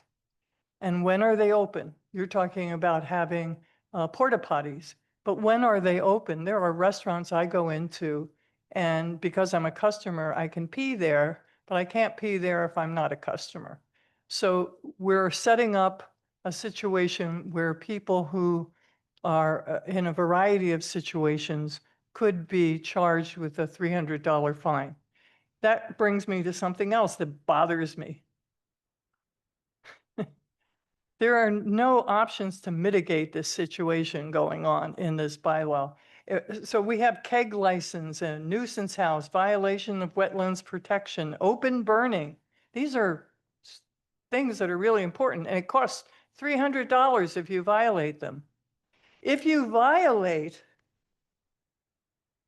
the false alarm bylaw, there are options. I want to say this before I get to those options. Discharging your firearm in public only costs $200, so go do it, folks. But don't pee. False alarms. Responses in a 12-month period. One, the third response, you get a warning from the police. On the fourth response, you're charged $50. On the fifth, $75, sixth, $100, seventh, $150, eighth, $200. Now, it does seem to me that turning on an alarm, a fire alarm, could be very dangerous and people could get injured. Even if I step in poop, I'm not usually injured. I just don't like what my shoe is like after. Pat, I lost your mic. I'm trying, my finger's there. I know. Thank you. This bylaw needs to have something like the false alarms where you're warned. If you pee in that bush again, where Pam can see you or Pat can see you, you're going to be fined. If you do it again this month or whatever, this is just another instance where we're going to put rules down for people because we're tired of students. And if it had come through with some realistic ways of dealing with the situation, such as warnings, etc., I wouldn't feel so vehemently opposed to it. And I will vote for a bylaw if the fines are reasonable, that it costs more to pee in a bush than it costs to discharge a firearm. That really bothers the pee out of me. Councillor Lord, top that one. Don't challenge me now, no. I know I spoke to this when it first came out about 10 months ago or something, so I'm not going to get into all those details. But in 2010, I was a public urinator. I was unhoused, living on the streets. Craig's doors at the church didn't open until 9:30, and I was a discreet one, but I would have to pee in public. And so I have a lot of issues with this. I know we're trying to get drunk college students to stop. But there's a lot of unhoused people, and it's just going to get worse for a while in this country with the number of unhoused. And we see nationwide they're being criminalized. And I know this is a non-criminal offense, but when you can't pay the $300, it then becomes a criminal offense. So my heart breaks a little. I'm sorry, I'm a little crackly in my voice, but I'm just hurting for the people. And I know Chief Ting has come and he's like, well, we're not going to target those people. I understand that attention. But you will have some officers who are tired of the mouth given to, like sometimes people piss us off. I'm just going to say that. And they're human.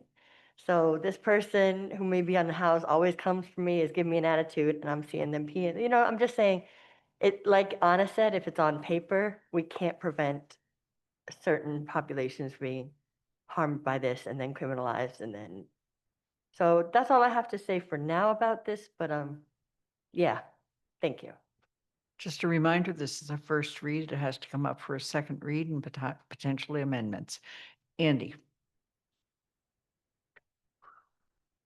I had originally suggested we invite Chief Ting to the meeting of the first reading, but I think that in the end, we sort of came to the conclusion to invite him to the meeting where we would do the second reading prior to he could speak to any issues that came up.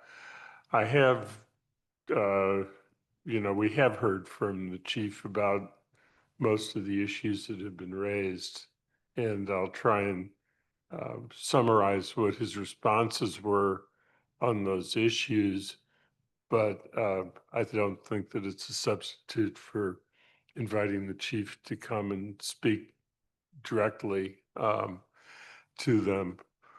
One thing is that he's very clear that we can't have a bylaw that is multi-level. It has to be a single bylaw that's applicable to all. So you can't have a bylaw that's aimed at one group and another bylaw that's aimed at another group. So that does require that we have a bylaw that serves the purpose that is intended in his request for a bylaw and trusts the department for discretion. And he talked very personally and deeply about his concern and respect and support for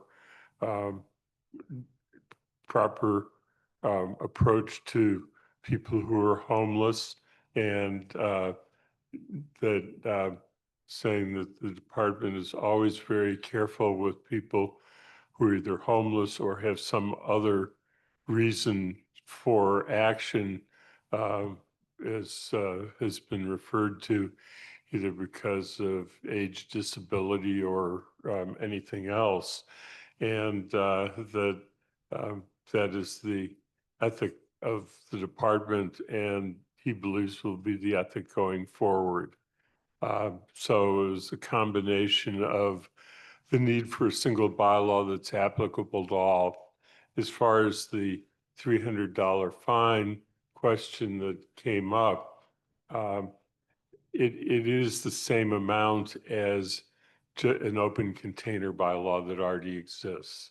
So if somebody's walking down the street with a can of beer and the police feel it's appropriate to take action and issue a citation on that, it's a $300 fine.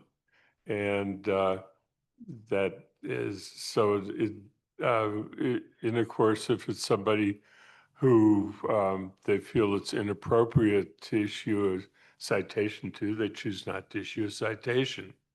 And I think that sort of paraphrases what his comment is on the issues that have been raised tonight. But as I said, I hope that the town manager will invite the chief to be at the second reading so that he can answer your questions directly. Thank I think you. it's important to hear from him. Thank you. Counselor Haneke? I will be quick.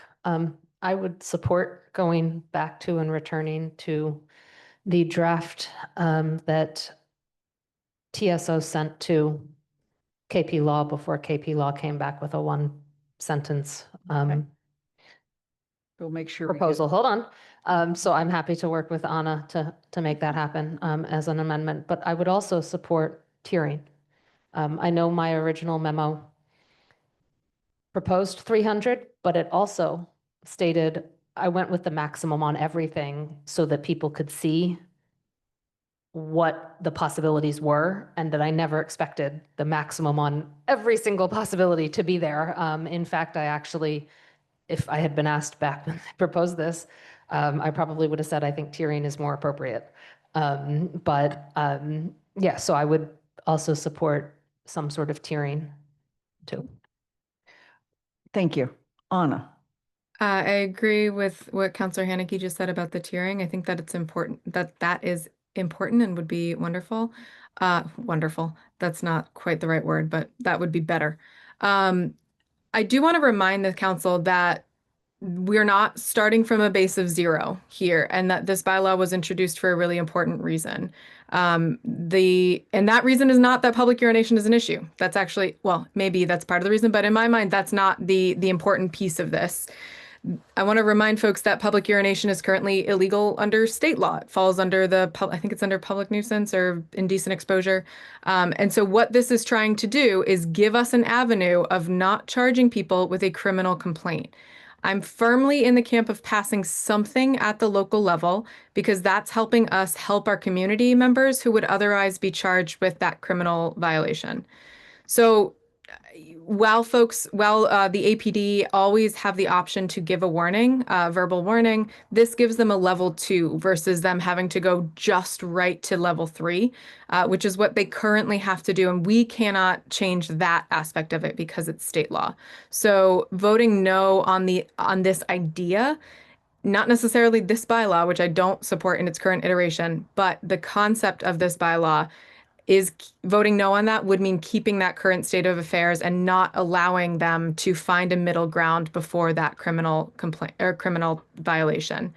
And I don't want to, I would like to give them that middle ground, knowing that a warning will always exist. But I would just urge folks to remember that voting no on any idea about public urination at a local level is not going to help our community. So I would urge folks to bear that in mind. Thank I you. don't like this one. Counselor Ryan? So again, I think Chief Ting will speak to this much better than I can, but again, one of the points he made before TSO was the fact that something like this, he wasn't wedded to any particular language, but something like this would be a very helpful tool for his officers who right now, whose hands are somewhat really tied by the existing laws. So I just had a question for the sponsors. It sounds like what might happen at the second reading is we will get a proposal to go back to the original language and there will be some kind of tiering, is what we're thinking. And could someone describe what that, or maybe I'll just wait and see what the Yes, amendment. let's. Okay, thank you. Thank you. Andy, you still have your hand up. I assume you're done. Okay, please go ahead.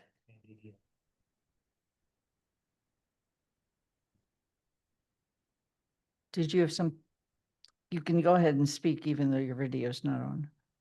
Okay. As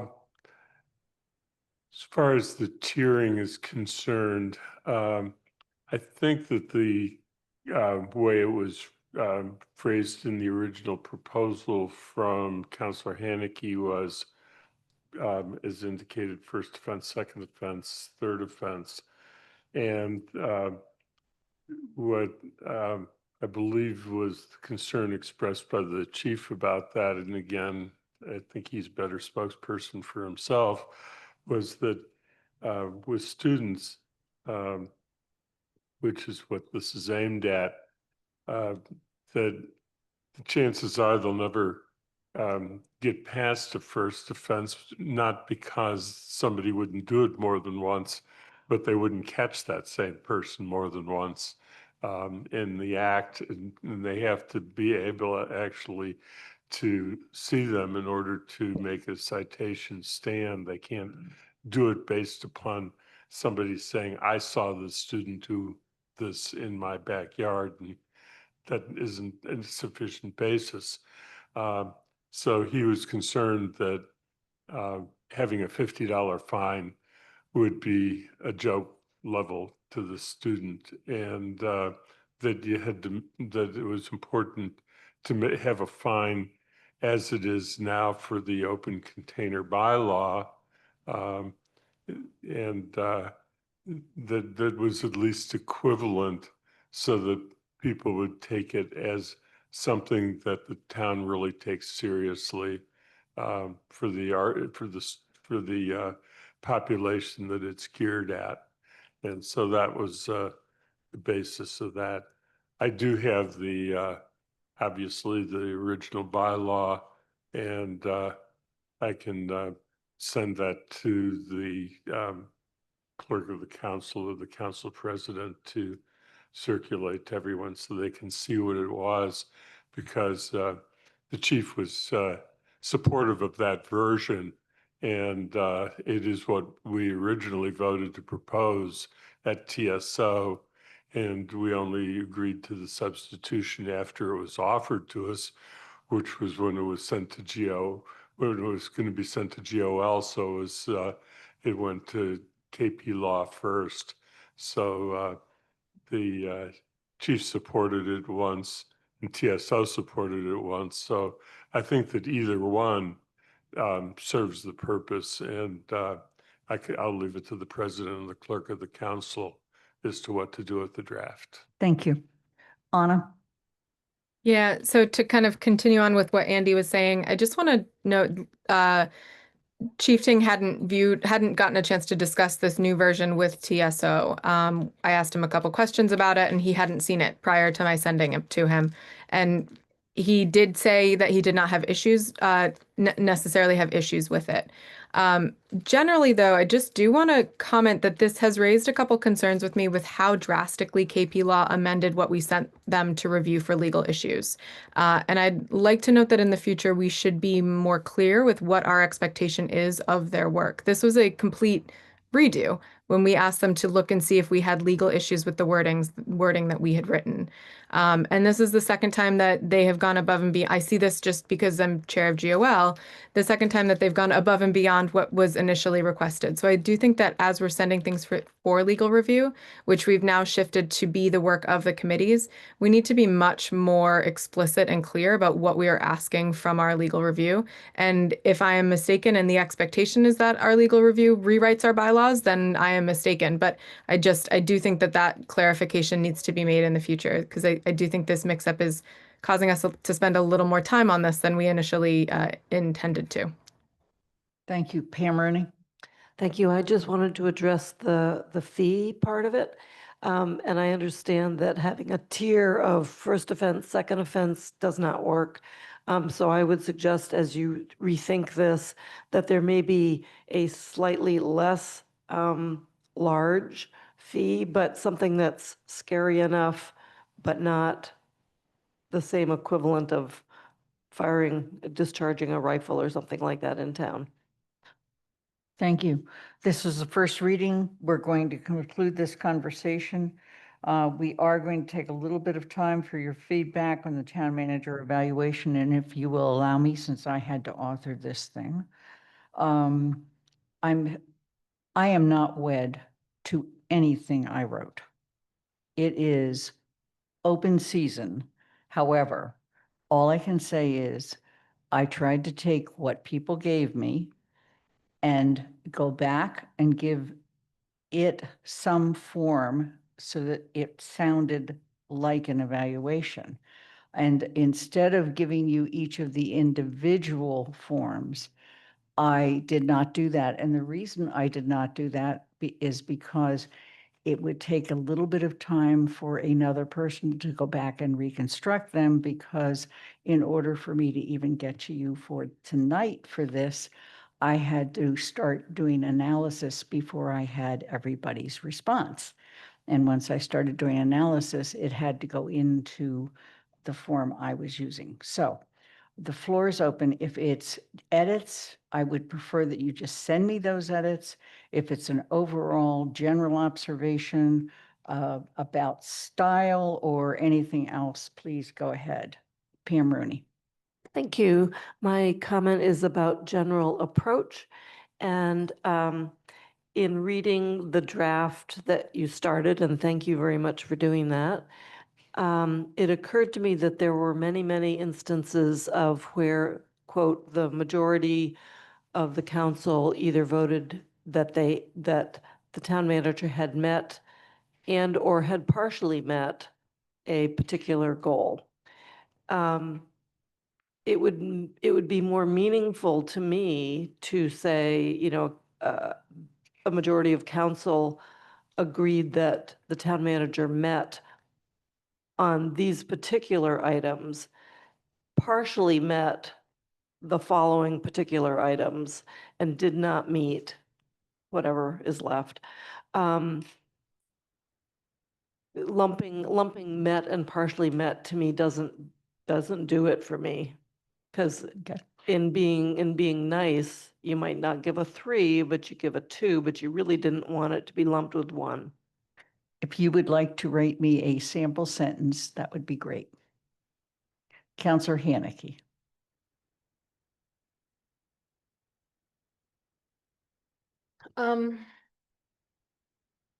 I found the whole letter very confusing and unclear. Yeah. Because partially for what Pam just said, but you know, I think it's also frankly a little more positive than what the counselors actually rated. And my draft changes are extensive, Lynn. You're going to get it all. I'm just going to say that. But there were also things that you said had that this draft said had a majority as partially meeting or making progress or meeting that didn't. Like there were errors like that where there was no majority or the majority was a 3, was not met at all. You know, just a number of errors or errors where the majority was 3 plus 2. So partially to unmet, not partially to met. I think it bounced everything more positive than it was.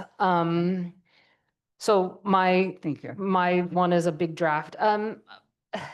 The appendix, I didn't even have time to read the whole thing, but I'm not sure the way Appendix A is even necessary. I think it would actually be clearer for the public and for the manager if the chart were Appendix A, not rehashing everything and then trying to do what frankly the letter did or tried to do itself. Just attach the numbers because that's fairly clear, and get rid of those paragraphs there. I also thought the one section was fairly repetitive, and so I wasn't sure what the point was. The section that started charter requirements, and then it went down to so that was, I think, section 2, and then section 3 was town manager areas of strength. Basically rehashed the exact same paragraph, and I'm not sure why. So I would do different there. Okay, any other comments? Let me suggest that you send me and just me any edits and any suggestions. And my plan is not to bring this back until December 1st, even though we have a meeting next week, because next week we will focus on all of those things that we have delayed during the last 2 meetings of November 3rd and tonight. Okay.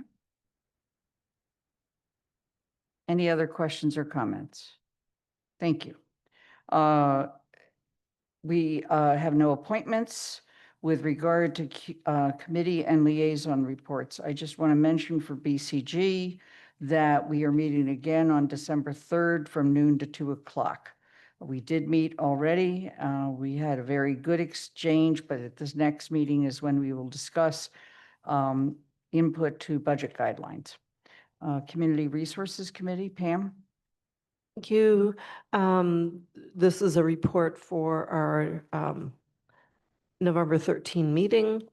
But as sort of a wrap up, on November 13, CRC received an overview done primarily by Councilor Haneke of what the state's model solar bylaw might look like and what materials were contained in it, questions that may want to be pursued, and a table of that she provided that compared side by side our draft bylaw and the state's proposed components. Committee member Shane is also reviewing portions of the state draft as well. This week, November 20th, in addition to work in the solar bylaw, we will be holding a public hearing on the planning department proposal for rezoning 3 parcels on Main Street from RG to BN. Also, CRC has rescheduled December meetings. We are going to be meeting on December 4th and 18th. Thank you. Okay. Elementary School Building Committee, Kathy? We met on Friday and the building continues to be built on schedule. It's about to be completely enclosed. So beginning to work on the walls, and they're mocked up a classroom. Pictures have been posted in the packet. One thing I'm checking on, we will be the group is allowing us to do a tour of the building on December 9th.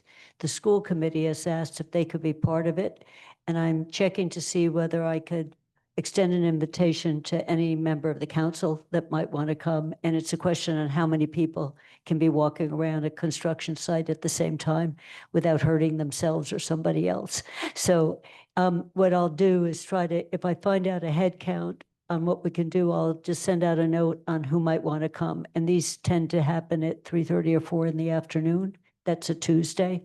So it's after the school is out and the building crew has cleaned up most of the site. The other thing that's about to happen, and I'm not sure if it will have happened by the 9th, is putting in a driveway that it will actually start to cover up the site and have it look like it will need to look a year from now. Okay. Finance Committee. Finance Committee meets tomorrow at 10 in the morning, and the focus is on guidelines.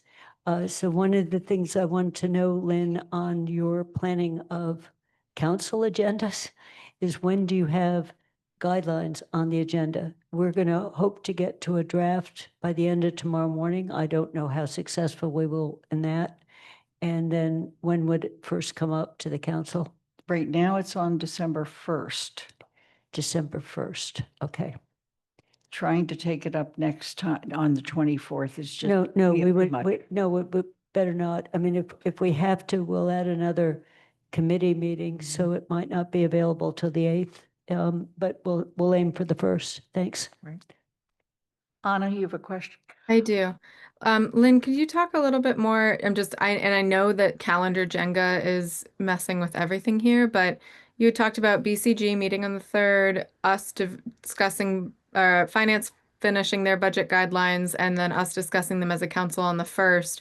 I'm curious how you see BCG and their input being incorporated in the discussion of the council's financial guidelines, excuse me. One of the reasons we set the meeting for the 3rd so that there would be a draft, and I don't believe that we were trying to come up with one unified set of guidelines. It may be that BCG has its own guidelines, but that they should at least look at what Finance Committee has. If you have other thoughts, I'm open to those. I don't know how else it would work with calendars being what they are. I think I have plenty of thoughts for next year. Mm-hmm. Thank you. I mean, again, given the timing, I don't see any way to, we'll meet in December 3rd, we probably will meet one more time in this calendar year and try to come up with a set of guidelines from BCG. And they may not be identical. Okay. I think it's my turn. Yes, it is. GOL. So GOL, I forgot that we're not allowed to meet on the 11th because it was Veterans Day, and that's on me for not remembering that that meant we couldn't meet. And so GOL is meeting on the 25th, and we will be tackling the goals for most of that meeting. We do have to have a report back to the council regarding the Resident Oversight Board by the 15th. We will do our best to move that proposal to get back to the council by the 15th, but the goals, last year it took till February. We can't let that happen again. So this really needs to, the goals really need to get to the town manager so he can start planning for the year. So we will be spending the bulk of our time on those. And then we will be meeting again on the 9th. So we will have 2 meetings before that deadline for the Resident Oversight Board report. That said, counselors, I did not hear from a majority of you regarding goals. If you got your goals to me by roughly the deadline, I appreciate you. I will make you cookies. The rest of you, you got to get them to me by Friday. That is your deadline. Friday, 4 p.m. hard cutoff. Otherwise, we're going to have to add them in later, and it will make it harder for everybody else. Nobody wants that. So please send them to me by Friday. Even if they're in rough shape, we'll at least get them in and have them there for discussion. And basically what GOL is doing is kind of looking at the areas, that the goal areas that we had, or that folks are saying they would like to see in there. And then we're looking at the action items that folks are saying they'd like to see in there. So it can be pulled over from last year's goals, but we are not automatically pulling everything over and then removing. So if there's something from last year's goals that you'd like to see accomplished, email that to me if it didn't get done this year. And I'm happy to field any questions on this, but Friday at 4 p.m. is your deadline for goals. Please email those. And I've got a big chart that I'm putting together for GOL to discuss on Tuesday. Next Tuesday, not tomorrow. Councillor Ryan, you had your hand up. Yes? No. Okay. Now it's down. Okay. Jones Library Building Committee, Councillor Ryan. Committee met on November 10th, and the building is actually somewhat ahead of schedule. And everything is copacetic. And the committee will be meeting again on December 8th. Okay. Question? Were there any financial updates given to the building committee Financial updates from, from the friends of who are out there shaking the bushes? no, there were not. Fundraising, in other words. Building committee, but you are looking at financials for payments. Yeah. Kathy? That was actually my question, George. Are you seeing the extent to which the roof cost more than we'd budgeted for, or any other change orders from the original budget? There have been a few change orders early on, but at the moment there have been none. And so we are looking at those very closely. And if there were any of substance, you would be hearing about it. Are those all in are they all in the packet so we'd be able to see them? I'm sorry, which packet are you speaking of? You're speaking of our packet? The packet for the library meetings? The packet for the library, just. Building Yes. committee. You know, at least the way we see them on the school is there's an amount budgeted and how much has been spent. So to the extent something had to be budgeted higher, we see that amount as well. Yep, Okay. it's there. Jennifer. So then I guess that this would be a question to the town manager.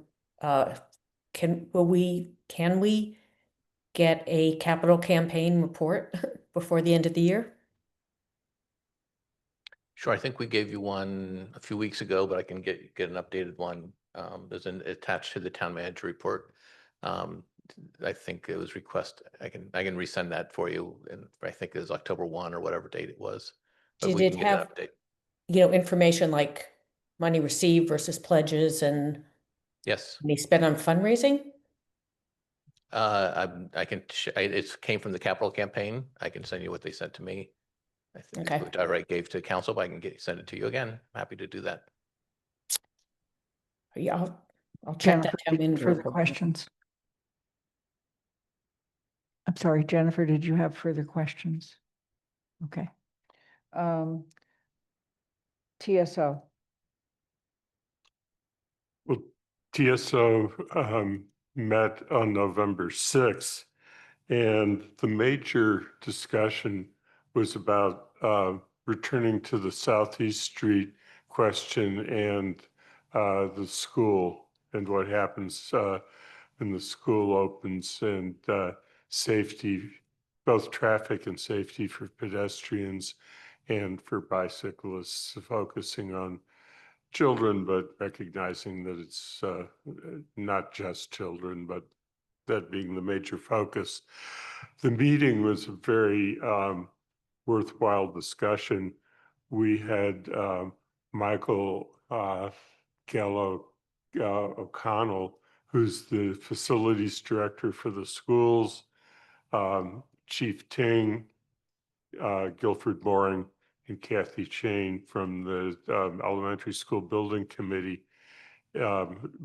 talking with the committee and really just thinking through what are the issues and what are the options for dealing with the issues, both in the short term, meaning what can we do between now and when the school opens, and what long-term solutions, because the 4 roundabouts proposal that DPW originally came up with was really the long-term proposal, and it did not get the support of the Transportation Advisory Committee or the Disability Access Advisory Committee because it was focused entirely on traffic and did not deal with safety for pedestrians and bicyclists.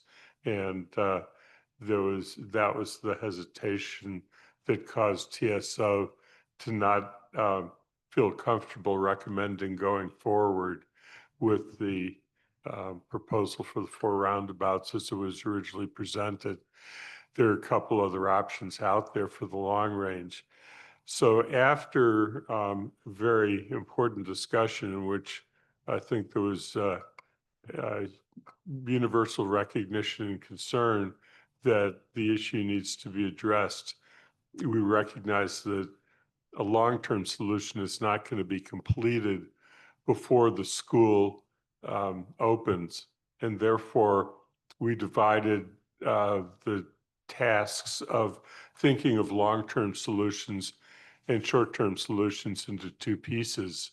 In the long-term solution, we realized that if the council finally makes a decision on the Transportation Advisory and Parking Commission, that it would become something that was just a natural that would be sent to them to make a recommendation to the council. If the decision is otherwise, then it has to go back to TSO.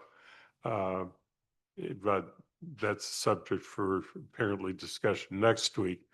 As far as the short term, we passed a motion, and the motion is as follows: to recommend that the town manager give high priority to creating a working group with appropriate staff from schools and the town to work together to address traffic, parking, and safety issues when the new school opens. And that has been presented to the town manager. And I also forwarded to GOL to exercise its judgment as to whether it should be proposed as a town manager goal. Right now, it sits as a recommendation of a council committee, but not a recommendation of the council. If it goes to the goal stage, then it obviously is going to be in a situation where the council is going to be making a decision that it's adopting it as its goal. But in any event, we think that it's very important that happens so that the appropriate people, most of whom were at the meeting with us, take it to the next stage, because it really needs an analysis, not just of the ideas presented, but what is practical and affordable, what are the costs, and what is most likely to be effective. And that working group is really the way to address it. Other things that are going on in TSOs, we canceled the meeting that's scheduled, was originally going to be Thursday of this week, simply because we're not ready to deal with any significant agenda items. But we have the following agenda items in addition that we do need to take up with. One is that if the decision is made to create the Transportation Parking Commission as we recommended, then we decided that there needs to be some changes to the TSO committee charge, and we want to spend some time on that and not let that hold over longer than necessary. We decided that changes to the council rules of procedure are not necessary and not appropriate. Second thing is waste hauler. As town manager has reported, he now has a consultant from the Pioneer Valley Planning Commission that is going to be working on the waste hauler RFP, and we're trying to arrange to have the committee that has spent a lot of time on the issue meet with the consultant, and then of course we'll handle anything referred by the council or the council president to us, and otherwise our remaining task is the carryover memo. Which I'm going to call on Kathy and then Anna. Kathy? Yeah, I just have a couple quick comments to add to what Andy said. During the meeting, actually, we got an email urging us to move to the Complete Streets Level 2 priority plan, because if we submitted that as a town, it opens up access to millions of dollars of grants through Safe Routes to Schools. And that period will open in September 2026. So anything major in these intersections, other than fixing the lights or adding a light, might be well beyond our means. But it was a discussion of a temporary light, not meaning just a mobile one, helping with the buses get in and out. But I'm just worried, Paul, it's a larger issue of applying in a grant for one so that we get access to grants for another, getting to a stage on the Complete Streets Level 2. I know we achieved Level 1. Thanks. Anna? Andy, you mentioned TSO seeking to change some things in their charge once the commission is created. And that will come to GOL, I assume, as GOL is responsible for making recommendations regarding town council standing committees and charges and the like. Do you have a timeline for when TSO will be done with what they'd like GOL to discuss and recommend to the council? Just so I can plan future agendas. Oh, I guess we should have a conversation about that. I think that the question that TSO has to decide is whether we should go ahead and create a draft of what the charge should look like if the change is made. We can't, we originally had been holding off and saying we wouldn't take formal action until we knew that the change was being made. And we're getting to a calendar squeeze, so we may have to go to the first, but that's something that we should discuss so we can work together, make sure that it all gets done. Absolutely. I'm brainstorming my carryover memo and I'm trying to figure out if this should be in it or not. Thank you. Speaking of carryover memos, you need to be prepared to at least have a draft of what items will be in it for December 1st. And that is right around the corner. Are there any liaison reports? There is one, and that's Human Rights Commission will be with us next Monday. They have their annual report. They also have a bylaw, and it's a determination of the council as to whether they refer the bylaw to GOL. There are no minutes in our packet, so the approval of minutes for November 3rd is not on this agenda.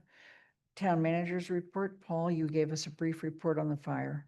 Yeah, so this report, you'll have a regular town manager report. I felt this was most important to give you a summary of where we were on the fire at this moment in time, so that we sort of memorialize that in your minutes.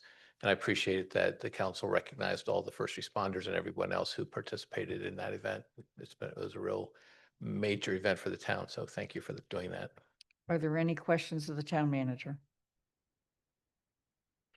Okay, on the president's report, it's not a written report. It's not required this meeting. We did have a Four Towns meeting. It was attended by a quorum of the council. That was an exchange between the Sustainability Group, which is a subcommittee of the Regional School Committee, and the informal Four Towns meeting. The decision was made at that there would be a joint group moving forward. And as was correctly pointed out, back in the spring, as we prepared for a meeting with the superintendent that never happened, the council did at that point identify 4 counselors that would be part of a future group of that nature. So that is, unless there's any other question or comment, that's the advice I will go with since it's already been voted. Okay. On future meeting agendas, we meet next week at 6:30. We also meet on the 1st. We are going to be meeting on December 8th, and we will be meeting on December 15th. Are there any other counselor comments? Counselor Haneke. So I'm curious on future agenda items. When is the housing production plan scheduled for? When is the U Drive easement, the Paley Village Place, the council committee charges? I think you just mentioned the Human Rights Commission bylaw is next week, but I'm not sure you said whether it was next week. And the TPC that we just postponed, can we get ideas of dates so that we don't lose track of any of these that we've been postponing the last few weeks? Believe me, I'm working hard not to lose track. Let me just mention what I have on the agenda for next week. The Human Rights Commission annual report and bylaw, Paley Village if it's ready, University Drive easement, which is a referral to TSO, Heatherstone Roundabout with a motion and vote. The motion's already been made. And Pat and I have a District 2 meeting on Wednesday at 7 o'clock. The VFW property surplus, which is a motion and vote to release the property so that it can go out to bid for somebody to actually go forward with the project that we have hoped would be there. The housing production plan, motion and vote, that's a recommendation coming out of CRC. The Transportation and Parking Commission would be the first read and vote.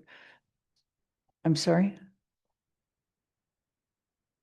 It's not going to happen. I'm just telling you, this is where we are. I guess what I'm trying to figure out is what is scheduled for next week versus December 1st.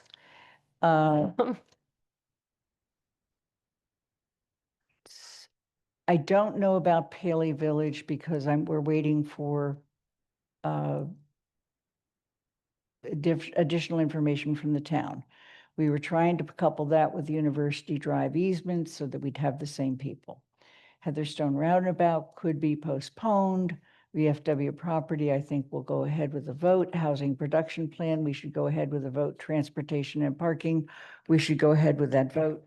Public urination is second reading. That would be my take. So not the Human Rights Commission bylaw next week, No, it is, the Human Rights Commission bylaw would be a referral next week. next week. Council committee charges? We can delay that until the 1st. I have it listed under the 24th, but that's not going to happen. And then we also have to adopt the calendar. And then we have financial guidelines. I'm just listing everything that we have to get done before the end of the year. Main Street, BN rezoning, town manager evaluation, carryover memos, any appointments left? And Goals. that's it. At least that's, what am I missing, George? Okay. Trying to balance it out and make sure we have time for first and second readings. If you have a request for something you'd like to either delay or move forward or carry over till next year, please let me know. Okay. Could I ask a further question about agendas? We've had a lot of presentation type items on our agendas. Do we have any more of those, presentations, public forums and all? Do we have any more of those coming up on any of the agendas? Only Human Rights Commission. And we're asking them to be very short. We already have their report. Okay, George just mumbled state of the town. Oh, yeah, I'm sorry, State of the Town, that's on December 1st. Okay. We can make that as brief as people want.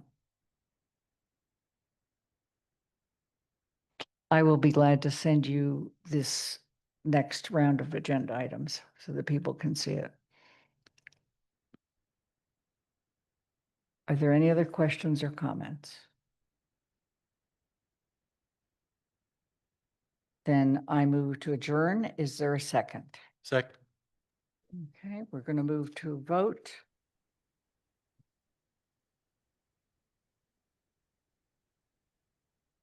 Pat DeAngelis. Aye. Anna Devlin Gothier. Aye. Lynn Griesmer's aye. Counselor Hannigan. Aye. Bob Hegner. Aye. Counselor Lord. Pam Rooney. Yes. Counselor Ryan. Aye. Kathy Shane. Yes. Andy Steinberg. Aye. Jennifer Taub. Yes. Counselor Walker. Yes. It's unanimous with one person absent. Thank you.